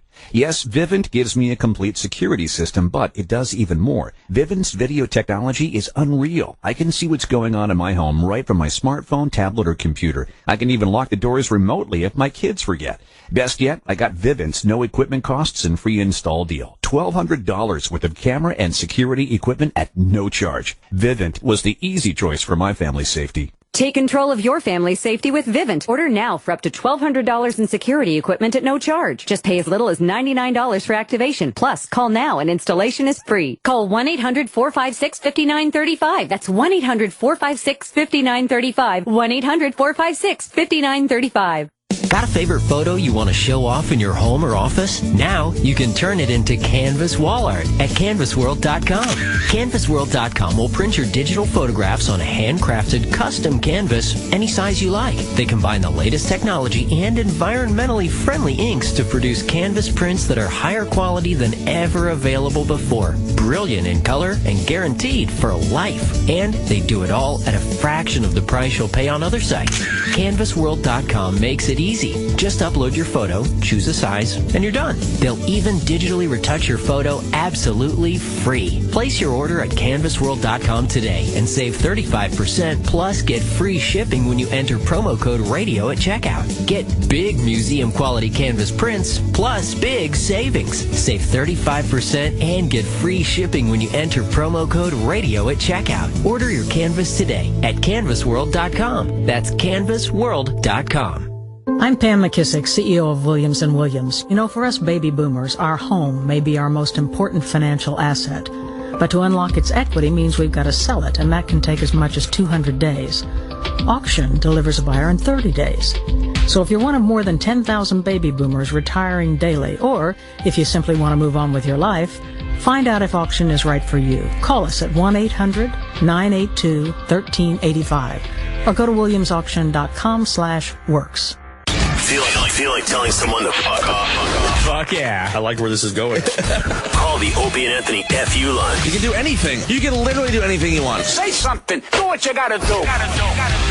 866-FU line 1. That's 866-FU-LINE-1. Fun stuff.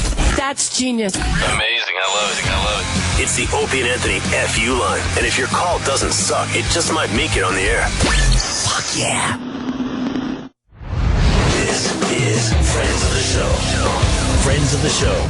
Audio entertainment courtesy of the people you hear and hear about on the Opie and Anthony Show. This is Jim Florentine's podcast, Comedy Metal Midgets. Welcome to the Jim Florentine Comedy Metal Midgets podcast. We're back. Yes. New topic this week is basically going to be the browbeating that goes on in relationships. And it's mostly by women. 20% by guys, but I'd say 80% of women are doing it. And we'll get to that in a second because I got a lot of rage on this. Drives me nuts. But I don't know if you guys have satellite radio. I do a show every week on Ozzy's Boneyard. It's channel 38, Sirius XM. 5 to 7 p.m. Eastern Standard Time, 2 hours of metal. I talk and play a bunch of shit. And then it's also replays Saturdays from 1 to 3 p.m., Sundays 9 to 11 p.m. at night, and then Tuesdays 10 a.m. to noon, all Eastern Standard Time. And if you have Sirius XM on demand, all the shows are up there. So check it out if you can for you metalheads out there.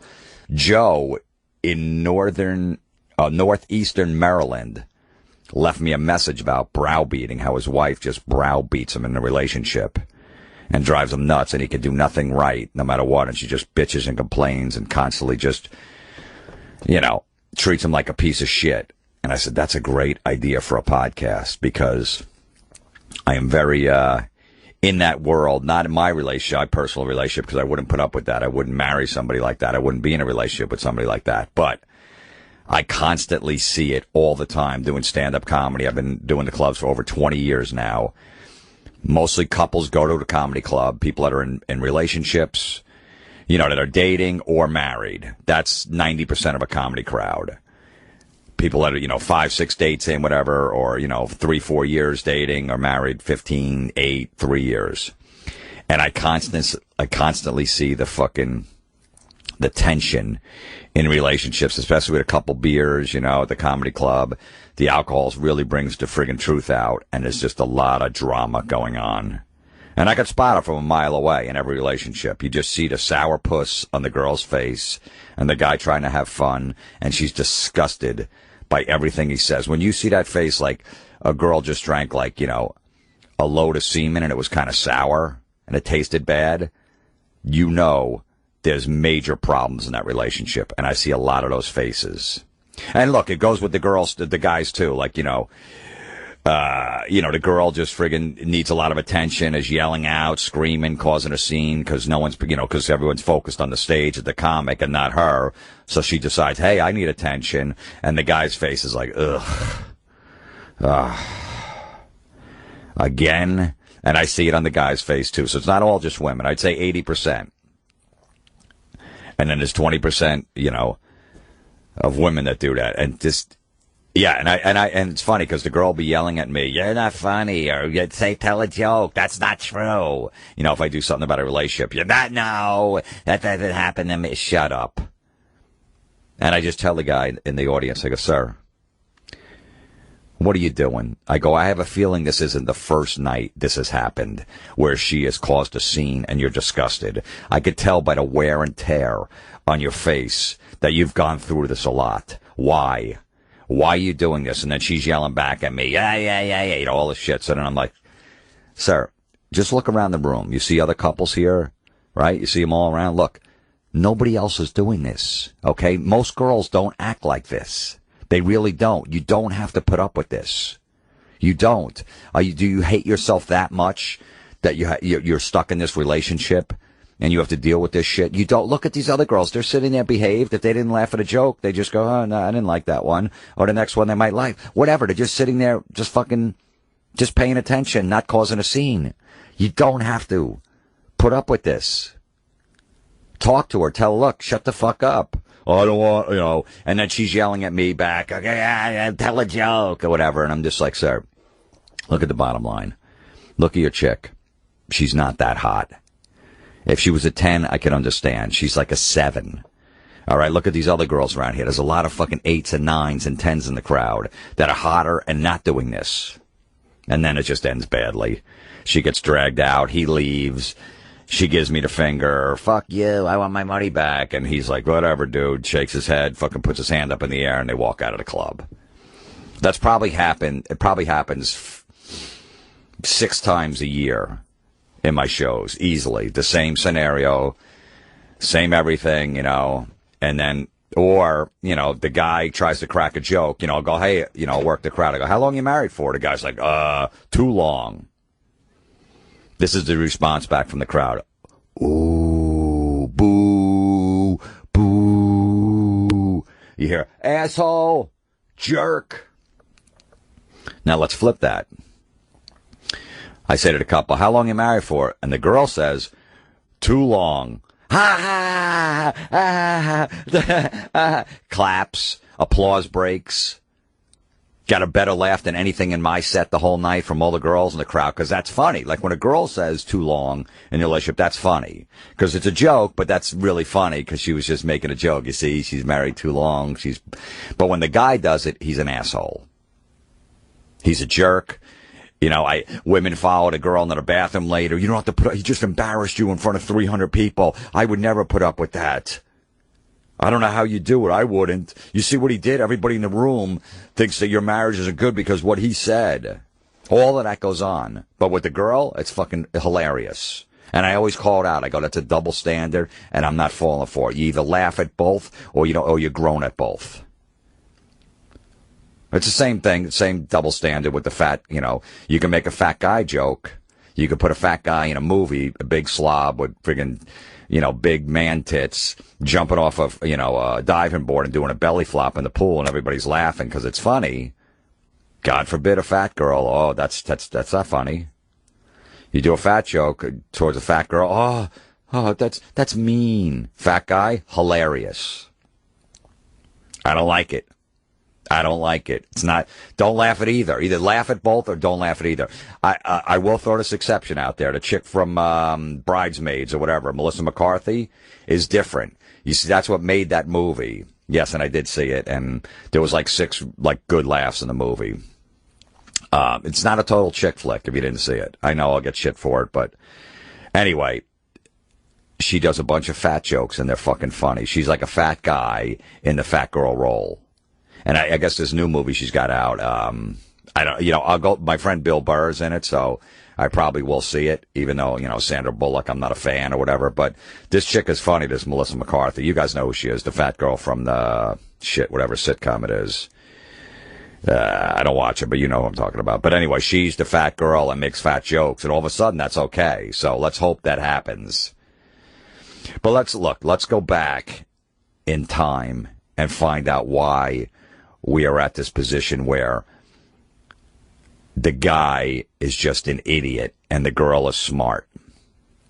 And everything the guy does is wrong. And he's just, I don't know how he functioned through life. It all started with the fucking,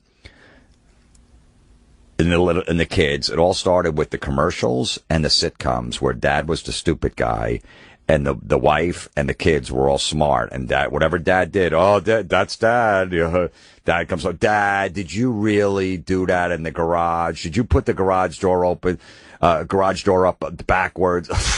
That's dad for you. Dad, you want me to go to college? That's the little fucking snappy kid's remark. And the woman, yeah, well, figures dad, Really? Dad's the same guy that fucking, is paying the mortgage and, bought the house and everything else and, is raising 3 kids and working his ass off. But that's the dumb one. He goes to his job 9 to 5. He does that well somehow. I don't know how, but he's an idiot, basically. And that's what it got ingrained in everybody's head. And every commercial, the woman's smart and the guy does something stupid and he gives that little sheepish look. Sorry, honey. And he's like, yeah, well, okay. And, the girl with a snappy comeback. And the guy just sits there and takes it. That's what started this. And then women saw those sort of sitcoms where the guy was dumb and sort of commercials. And they go, hey, that's how my relationship's going to go. And that's where the browbeating started, because our parents weren't like that. You didn't see our dads walking around. Think about your dad for a second. You see your dad walking around. Oh, I'm sorry, honey. I won't do that again. All right, I'll go to my room. Yeah, I'm just an idiot. I don't know, No, you didn't see that.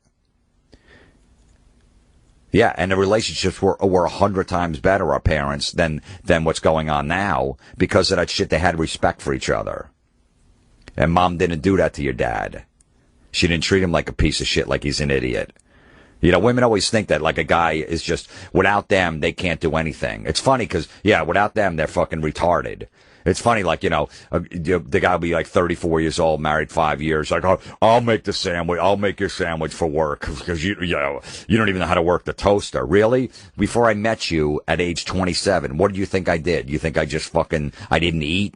I didn't know how to get a piece of bread. I didn't know how to make a sandwich. I didn't know how to get in my car. I didn't know when I needed to eat.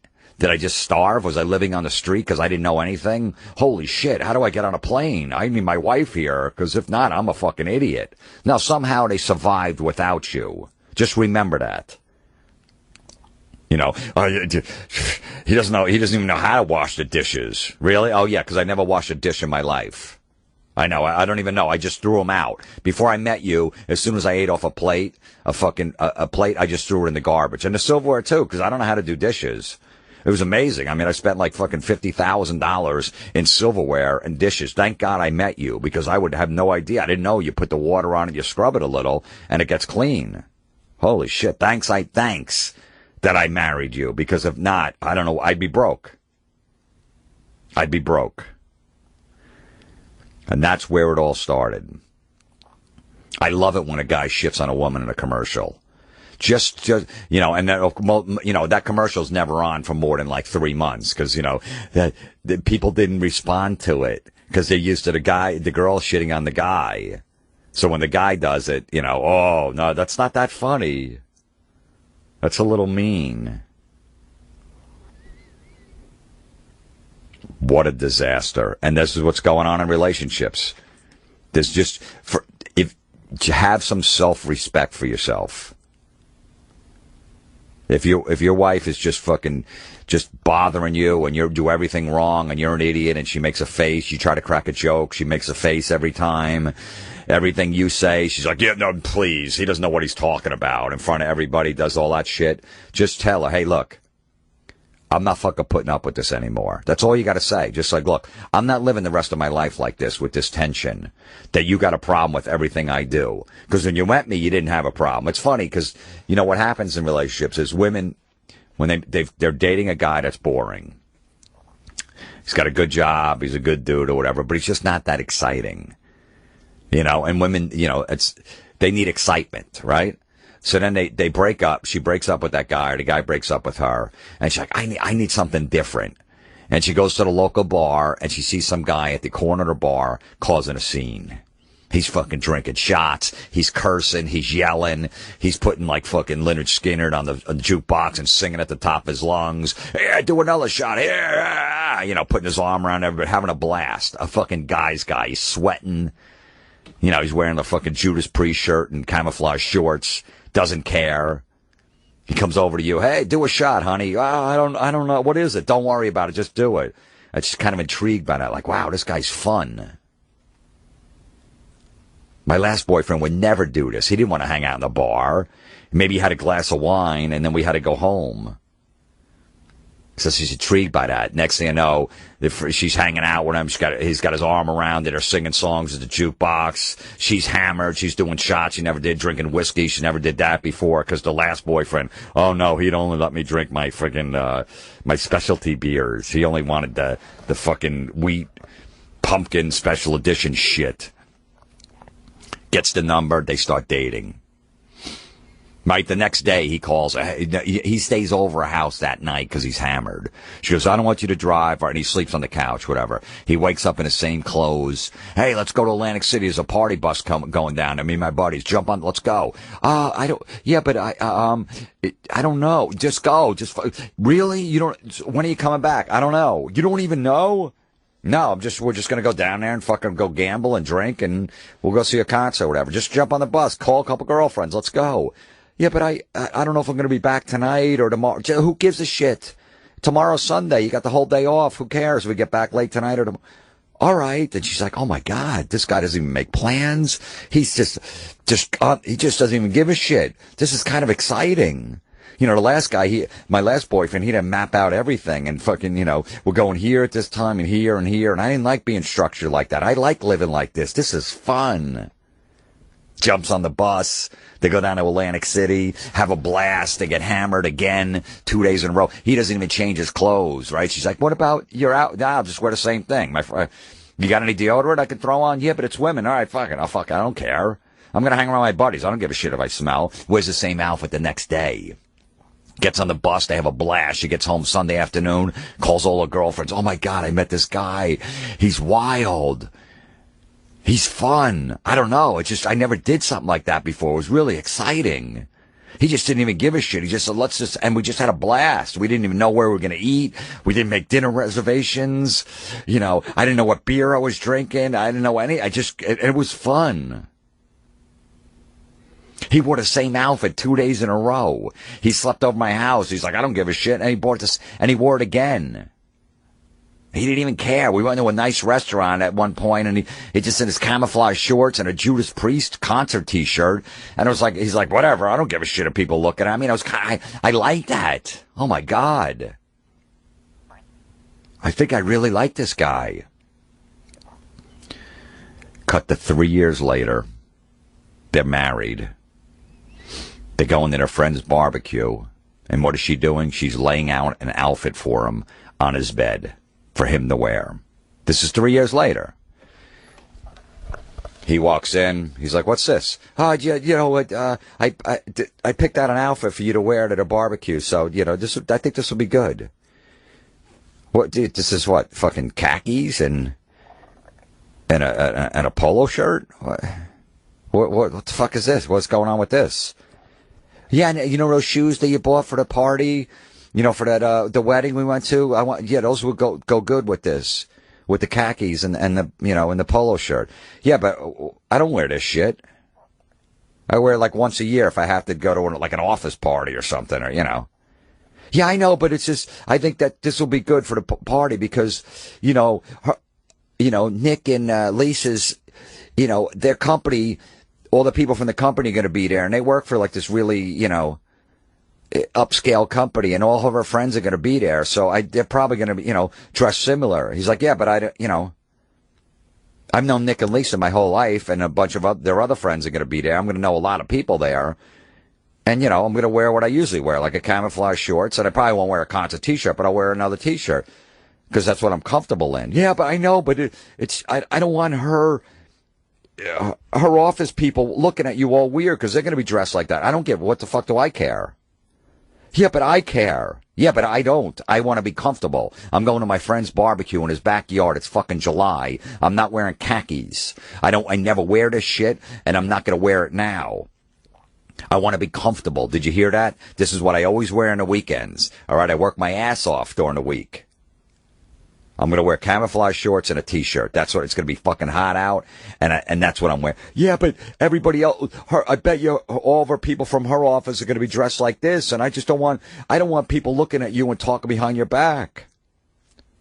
Oh, I don't give a shit. Why would I care? I don't even know those people. Who cares if they're talking behind my back? Let them. I'm never going to see him again, and even if I do, who cares? I'm not worried about that. Why would I worry about people that I don't even know what they think? So you want me to be uncomfortable in shit that I never wear just so people that I've never met before don't talk behind my back? Because I'm really concerned about that. I mean, I'm going to fucking wiretap the place just to hear what people are saying about me. I don't give a fuck. I'm going to be drinking Coors Light out of a can. That's what I drink. And they'll be drinking their fucking crafty fucking, you know, pumpkin special edition beers. I don't give a fuck. Yeah, but do it for me. Please just do it for me. I'm going to feel weird, and I just know people are going to be looking at me like, that's the guy? Who's married to that guy? That's what everybody's going to be saying. I go, what people? Well, from her office. Yeah, but you never met them before. Why do you give a shit? Then we won't go. I'm not going then. If you're going to wear I'm not going. And all of that happened because she was worried about other people at the party and not getting embarrassed. The guy's not going in a fucking G-string and a tank top. He's not. That I could say, hey, you're going to embarrass me. Put some clothes on. I get it. And that's the problem in a nutshell in relationships. The women like the guy. Remember the first night in the bar? He was wild. He was drinking shots. He's cursing. He's swearing. He's singing. The next day they got on the bus. They went to Atlantic City. Wore the same outfit 2 days in a row. I like this. Telling all the girlfriends. Cut to 3 years later. That shit's not funny anymore. That's not appropriate to wear that outfit again. No, you got to do this. So she liked the guy. In the beginning, she liked him like that. That was what she got attracted to. But then all of a sudden, she didn't find it. She didn't like it anymore. Well, that's your fucking fault. Too bad. Deal with it. When you buy a dog, girls, do you bring the dog home and try to train it to be a cat? Do you fucking browbeat the dog for hours? Go meow. Say meow. Do you make the dog, have the dog sit in the corner of your apartment and don't bring the dog outside to go walk because it's a cat. Did you put a litter box in the bathroom and the dog shitting on the carpet because you won't take it out? Did you do that? You wanted a dog. I'm going to go to the friggin', the mall and one of those places that, a pet store and get a dog. I want a dog. Okay. So you picked out the dog because you wanted the dog, right? You didn't want a cat. The cat wasn't even mentioned in it. In the conversation when you went. You brought the dog home. It was awesome. But then 6 months later, you wanted the dog to be a cat. Why does this thing want to go out? I want him to go in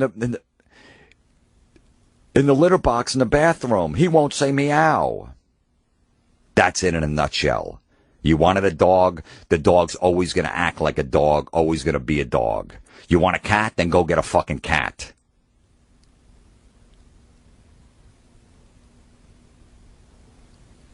I love the silence, too. I know you guys do. But it's unbelievable.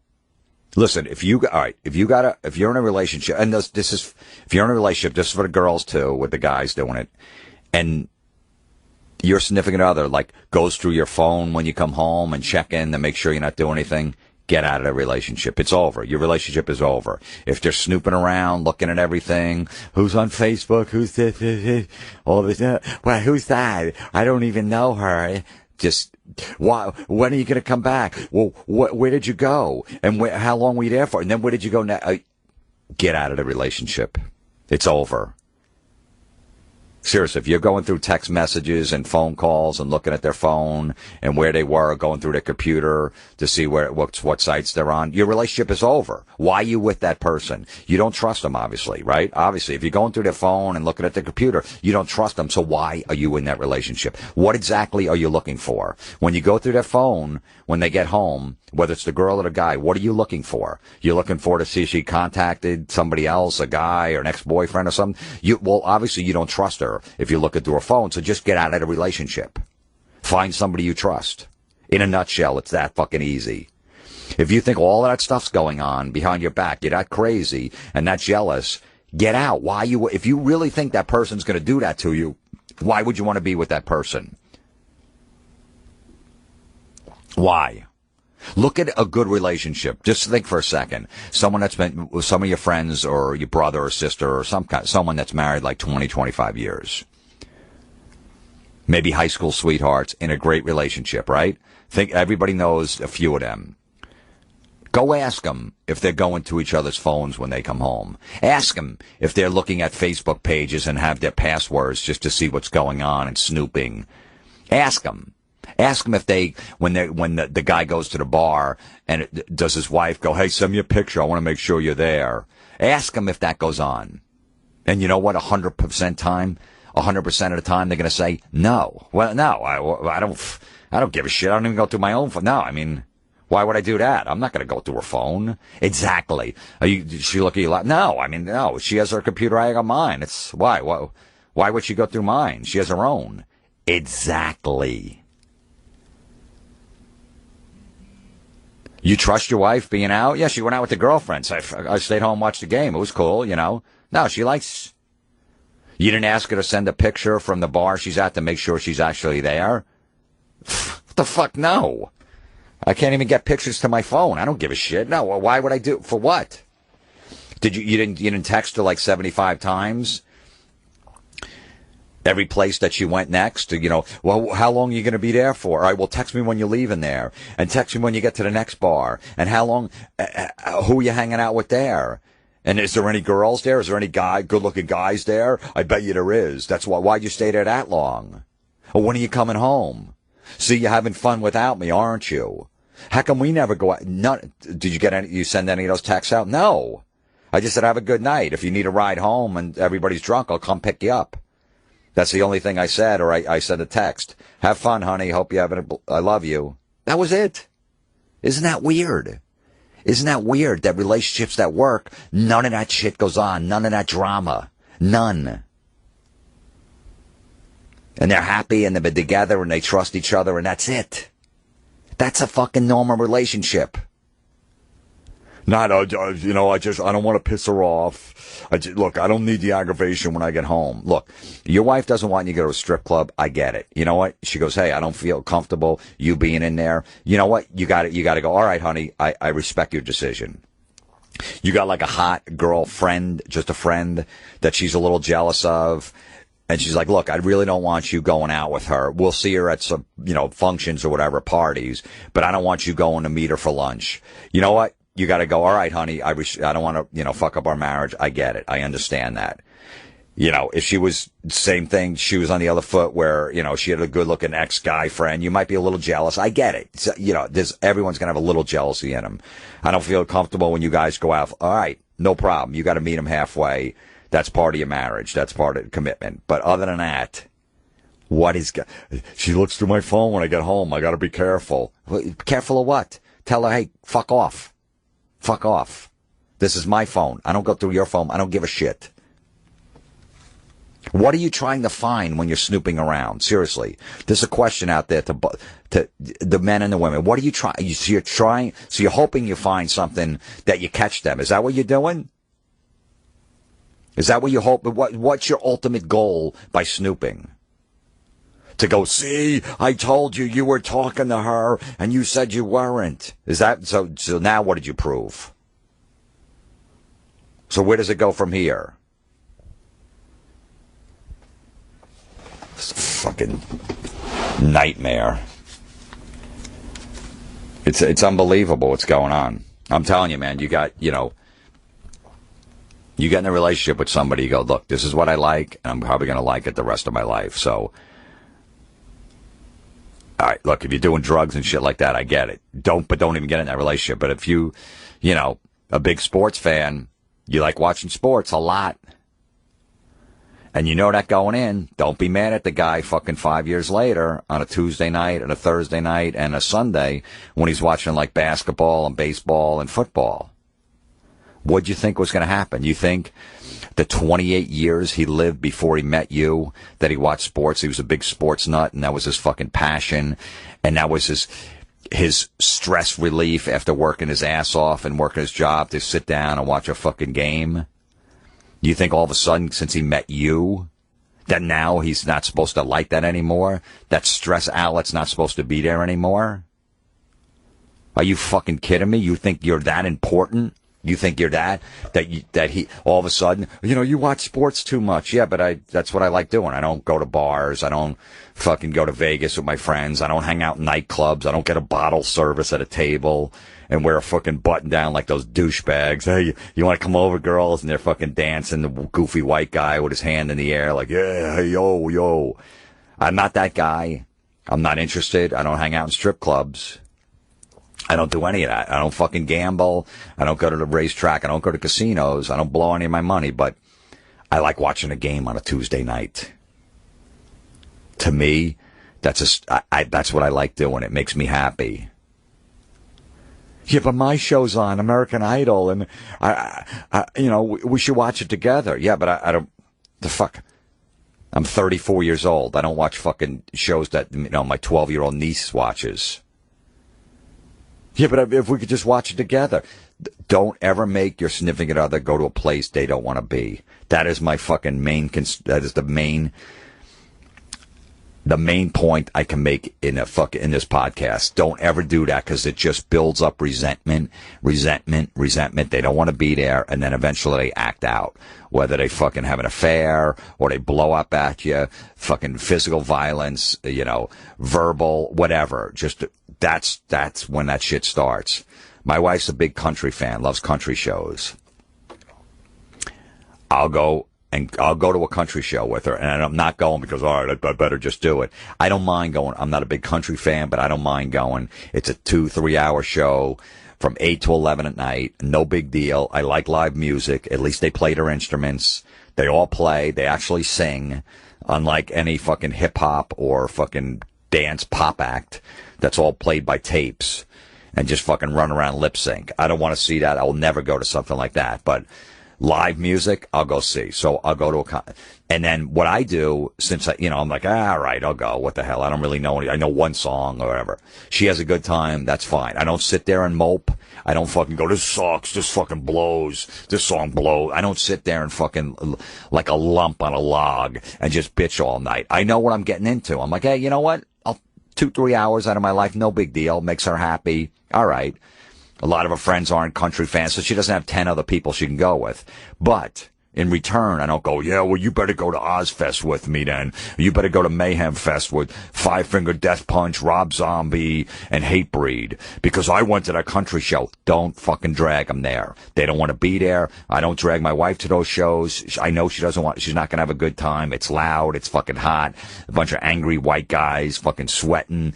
A lot of fucking body odor, all of that shit. Shitty food, shitty beer. And fucking, heavy music that she has no idea what is. I'm not going to do that. I know better, but don't just, well, she has to, I went to your country show, you got to go to my show. Don't. My wife likes romantic comedies. When one comes out, she doesn't even bring it up. If she wants to go see it in the theater or if it's on demand, she doesn't go, hey, you want to watch this? The Sandra Bullock one, it looks good. She doesn't even, because she knows I will never watch that. And that's one thing I'll go, absolutely not, because I'll sit there and be miserable for an hour and a half. I'll be fucking critiquing the movie. Oh, yeah, I didn't see that coming. Oh, really? Now she doesn't like the guy in the beginning, but then all of a sudden she likes him. Let me guess. They're going to break up 3/4 of the movie, and then at the end they're going to get back together. Aww. And she's going to trip because she's clumsy, and that's going to make it funny whenever she walks into a wall. Because that's what, guys like, hot chicks that are clumsy. Oh, yeah, yeah. That's what I'll do the whole movie. I'll be fucking fidgeting like a little fucking kid next to her. She knows that. I know that. So that's the one I go, absolutely not. The country show? Yeah, no problem. I'll go with you. I'll fucking sit there and just enjoy it just like you do. I like that you get so much enjoyment out of it. That makes me happy. That's how it fucking works. But she knows a romantic comedy, I got to sit there. There's going to be a lot of tension.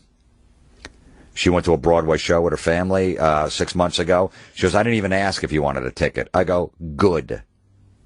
That was the right move. Because I'm not going. I don't like singing and dancing. I never liked it. I don't like any of that shit. It's goofy. It's silly. But chicks like it. No problem. Go. She went with her family. Beautiful. If I would have went, got dragged into the city, had to fucking sit there and get for a 2-3 hour show, whatever it is, I would have been miserable. Miserable. And we just know that, and that's why the relationship works. Stop. Well, you have to go. No, you got to go with me too. There's great books on relationships. This guy, Don Miguel Ruiz. There's a book called The Four Agreements. It's one of the best books I've ever read. Read that book about relationships. It's not so much about relationships, but just about in life in general. Also, he wrote a relationship book called Mastery of Love. Read those books. And that's where I got that dog quote out of. The dog, you didn't want to change him to a cat, because I fucking love that. Read those books. I'm telling you, man, it explains relationships. It breaks it down in a nutshell. All the fucking drama, all the assumptions everybody makes. Listen, just think of the drama that goes on when you're at, your phone dies because you're at in an area where whatever it is. You go out with your friends and your battery is dead. Nobody has a charger for the iPhone 5, so you can't charge your battery. Now your wife's at home sending you fucking texts every 17 seconds, wondering how come you're not getting back to her. She's out of her mind. She's fucking looking online, snooping around, trying to figure out, calling friends, waking people up at 1 a.m. Are you with Jim? No, what are you I'm sleeping. I got work tomorrow. He hasn't got back to me. Could you call? All of this shit. All of the shit going on. He comes in at 1:30 when he was supposed to come home, and she's up. Where the fuck were you? What do you mean? You didn't respond to my 75 text message. Yeah, well, my battery died. What? Yeah, look at my phone. See, my battery died. I left the house. It was only like 40%. I should have charged before I left, but I forgot. And by the time fucking hanging out or whatever, and this battery's shit anyway, it died. Oh. Yeah, you don't know how worried I was, ready to call 911. I was going to call the cops. I called your parents, but then I hung up because I was going to wake them.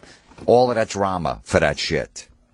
Because it was just an assumption that he was out doing something. He got in a car accident. He's fucking cheating on you. All of that stuff. And none of it was going on. It was just a dead battery. But you never put that in the fucking equation. And for 4 hours, you had every fucking negative thought in your head, what was going on, and none of it was. He was sitting at the bar with his 2 guy friends, with fucking 6 people in the whole place. He was out of Fridays. Okay? There was 3 fucking people at the bar, and him and his 2 buddies at a table. That's it. That's all that was in there. And they were watching the fucking St. Louis Cardinal Milwaukee Brewer game on ESPN. That's what, and fucking eating food. You really think something was going on? This is what you do. Your wife or your husband or your boyfriend, whatever, goes, look, go with me to this thing, whatever the event it is. And you tell them no, and they keep fucking asking you. Then you just go, honey, will it really mean a lot to you if I go? Phrase it that way. And if she goes, it really will, all right, I'll go. You take the bullet. Okay, if that really means a lot to her, that's how you phrase it. If it doesn't, then fucking stop bothering me. Okay? I know a guy whose wife gets so jealous when he goes out, and he only goes out like 3 times a year, that after we watch the sporting event, we're going to go to another bar to have a couple beers. And she was mad that he was going. He was out of town. It wasn't like he was, not late coming home. She took a picture of all his clothes in boxes by the door and sent it to him. You think that's a good relationship? You think that's normal? Look, if you don't have kids and this shit's going on, get the fuck out of the relationship. Seriously, if you're getting browbeaten, everything you do is dumb, your boyfriend's jealous, your husband is, all he does is, just say mean things to you, treat you like shit, all right? Just fucking everything you do is wrong, you're an asshole, why would you do that? The guy, same way, your girl thinks you're dumb, you're an idiot, treats you like shit, doesn't let you hang out with your friends anymore, all of that stuff. Look, if you got a guy friend, he goes gets hookers and fucking, and happy endings at massage parlors. Your wife goes, I don't want you hanging out with that guy. I get it. You know what? You got to choose. You want to hang out with that scumbag or your wife? That, she has a point there. But if she doesn't like a friend because who knows what, because God forbid a woman doesn't overanalyze every situation. You're like, look, the guy's been my friend for 33 years. Now I got to stop hanging out with him. Why? Because she fucking, you don't like that he drinks a lot and he swears or, whatever it is. Yeah, too bad. I'm going to fucking hang out with him every once in a while. Seriously, just get out of the relationship now. If someone's snooping through your phone and I want to see your phone, get out. Your relationship's over. You don't trust that, but get out. No reason to be in that. Because we don't know what they're looking for. But once they find it, see, I got you. I knew. Just ask them. If you don't trust them, what the fuck are you with them for? I don't get it. What is going on? Are we that damaged? Are people that we have to stay in a relationship because it is fucking shit? Is that the way you want to live the rest of your life? When you look back when you're 70 years old and sitting on your porch, Fucking, are you going to be happy that you fucking wasted 30 years of your life married to someone that just fucking treated you like a piece of shit? Was it worth it? Don't you think if you could look back and go, if there was one thing I could have done, I should have got out of that relationship when I knew it was fucking going to be bad. Why do you got one life? Why would you want to fucking live like that? There's somebody out there for you. There is. Somebody's going to understand, and someone's going to understand this is the way this person is, and I'm not going to try to change them. If I don't like the way they are, I'm not getting in the relationship. There's people out there that get that. The guy, that's just the way he is. That's the way she is. So why would I, why would I want to move this relationship to the next level if I know that's just the way she is? She's never going to change. That's what she likes. So either I deal with it or I fucking move on. That's it. It's that fucking simple.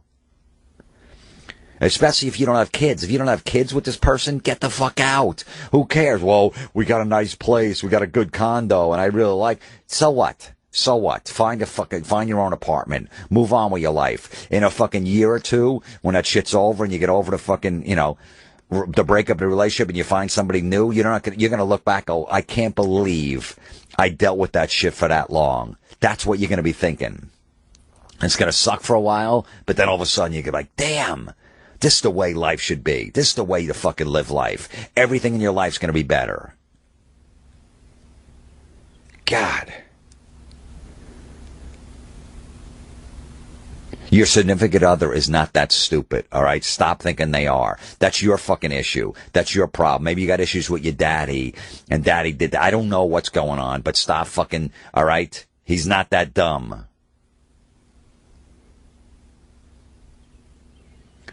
Fucking, I love how the women, I'm independent. I'm independent. I don't need a man. Believe me, I don't need anybody. I'm an independent woman. I could do it on my own. Yeah. Then you get in a relationship with him fucking a year later. I want you to go to my step-niece's second birthday party. Nah, I'm not going to that. There's a bunch of fucking kids there, and I'm going to go play fucking softball with my friends. Yeah, but I want you to go. I'm not fucking going. I'm not hanging out with a bunch of kids on a Saturday afternoon. I work my ass off. Yeah, but why do you want me to go? I'm just going to feel weird without you there. What happened to you being Miss Independent? All of a sudden you're not independent anymore, huh? You can't go somewhere by yourself. Remember when I first met you? We went on our first couple of dates. I don't need a man. I haven't had a man in a year. I'm independent. I do my own thing. Really? What happened to that? So you were fucking full of shit, weren't you? I'm independent. I don't need anybody. Yeah, then go fuck yourself. Miss Independent, go fuck yourself. Everybody's going to be looking weird at the party if they're going to ask where you are. Yeah, well, tell him. He doesn't hang out with 2-year-olds. Tell him the truth. He doesn't hang out with 2-year-olds that he doesn't know, especially if he doesn't know. Now get in your truck, Miss Independent, and go to your fucking stupid birthday party. I hate you. Oh, really? Yeah, I just want you to go. I feel weird being here by... Nobody's focusing on you. You're not going to feel weird there being here by yourself. The fucking moms, the fucking stupid fucking soccer moms just babbling and gossiping around. Everybody's going to go, where's your husband? He's home. He just had some stuff to do around the house. Okay. And that's it. Nobody's focusing on you. There's fucking 32-year-olds running around fucking grabbing TVs and iPads, and they're moving shit and knocking over glasses and running upstairs, and you're fucking blocking the stairs so no kids get hurt. That's what's going on. Nobody's focused on you, Miss Independent. You're not that important. So, Miss Independent, go fuck yourself. I don't need anybody. Good. Then fucking I'm moving out.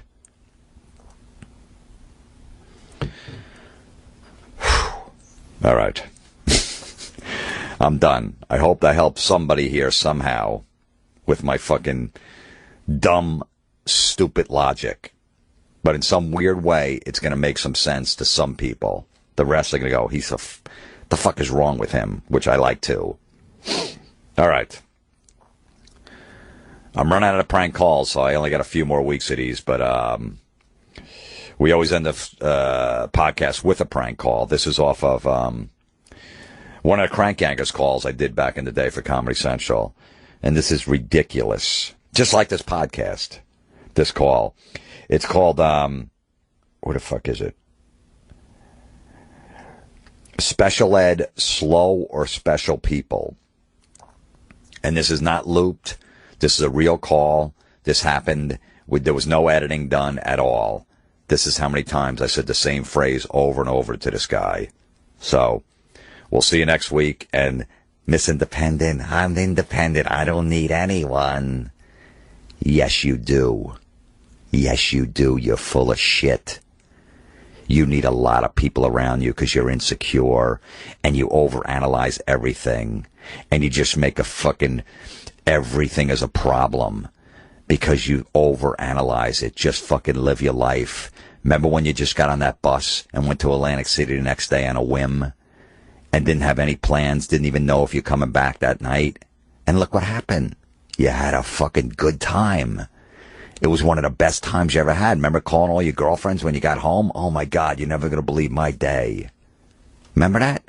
That's the way to live life, Miss Independent. Stop fucking overanalyzing everything. Leave your husbands alone. They're not that dumb. If you think they're that dumb, then they married you, so that means they're really dumb. If they were smart, maybe that's why you married him, because he's dumb and he'll put up with your shit. I'm independent. I don't need a man. Good for you. Go fuck yourself at your 2-year-old stepdaughter or whatever fucking birthday party. It's fun. People are going to look at me like I'm weird. No, they're not. Nobody's looking at you. They don't think you're weird. They don't think anything. They're like, oh, who's that fucking miserable woman over there in the corner with the puss on her face? Why do you got a puss on your face? Oh, because my husband wanted to stay home and relax because he worked his ass off all week and he just wanted to chill. Yeah, sounds reasonable. So why are you upset? I don't know. Exactly. Dunce. Hello? Hi, my name is Ed, and I'm from the Special People Helping Special People organization. I'm calling to spread special people awareness. Now, I'm not asking for money. It's only going to cost you one smile. Can I ask you a couple questions, sir? Not really, because I'm going to go out the door. It's only going to take 1 minute. Go ahead. Okay. Do you know any slow or special people? No. No? No. Okay. Question number 2. Do you know any slow or special people? No. No? No. All right. Question number 3. Do you know any slow or special people? No. No? All right. Question number 4. Do you know any slow or special people? No. Okay. Question number 5. Do you know any slow or special people? No? No. Okay. Question number 6. Where is it? Right here. Okay. Okay. Do you know any slow or special people? What was that? No. No. Okay. All right. Question number 7. Okay. Here it is. Do you know any slow or special people? No. No? Nope. Not one? Not one. Okay. Question number 8. Do you know any slow or special people? No. No. Okay. Question number 9. Do you know any slow or special people? Nope. No? No. Not one? Not one. Okay. Question number 10. We only have a couple more, sir. Do you know any slow or special people? No. No? No. Not one? Not one. All right. Question number 11. Oh, okay, here it is. Do you know any slow or special people? No. No. You don't know any? Nope. Okay. Question number 12. Do you know any slow or special people? No. What was that? No. No? Okay. Question number 13. Okay. Do you know any slow or special people? What'd you say? No. No? Okay. Question number 14. Do you know any slow or special people? No. No? No. Not one? No. Okay. Question number 15. Okay. Do you know any slow or special people?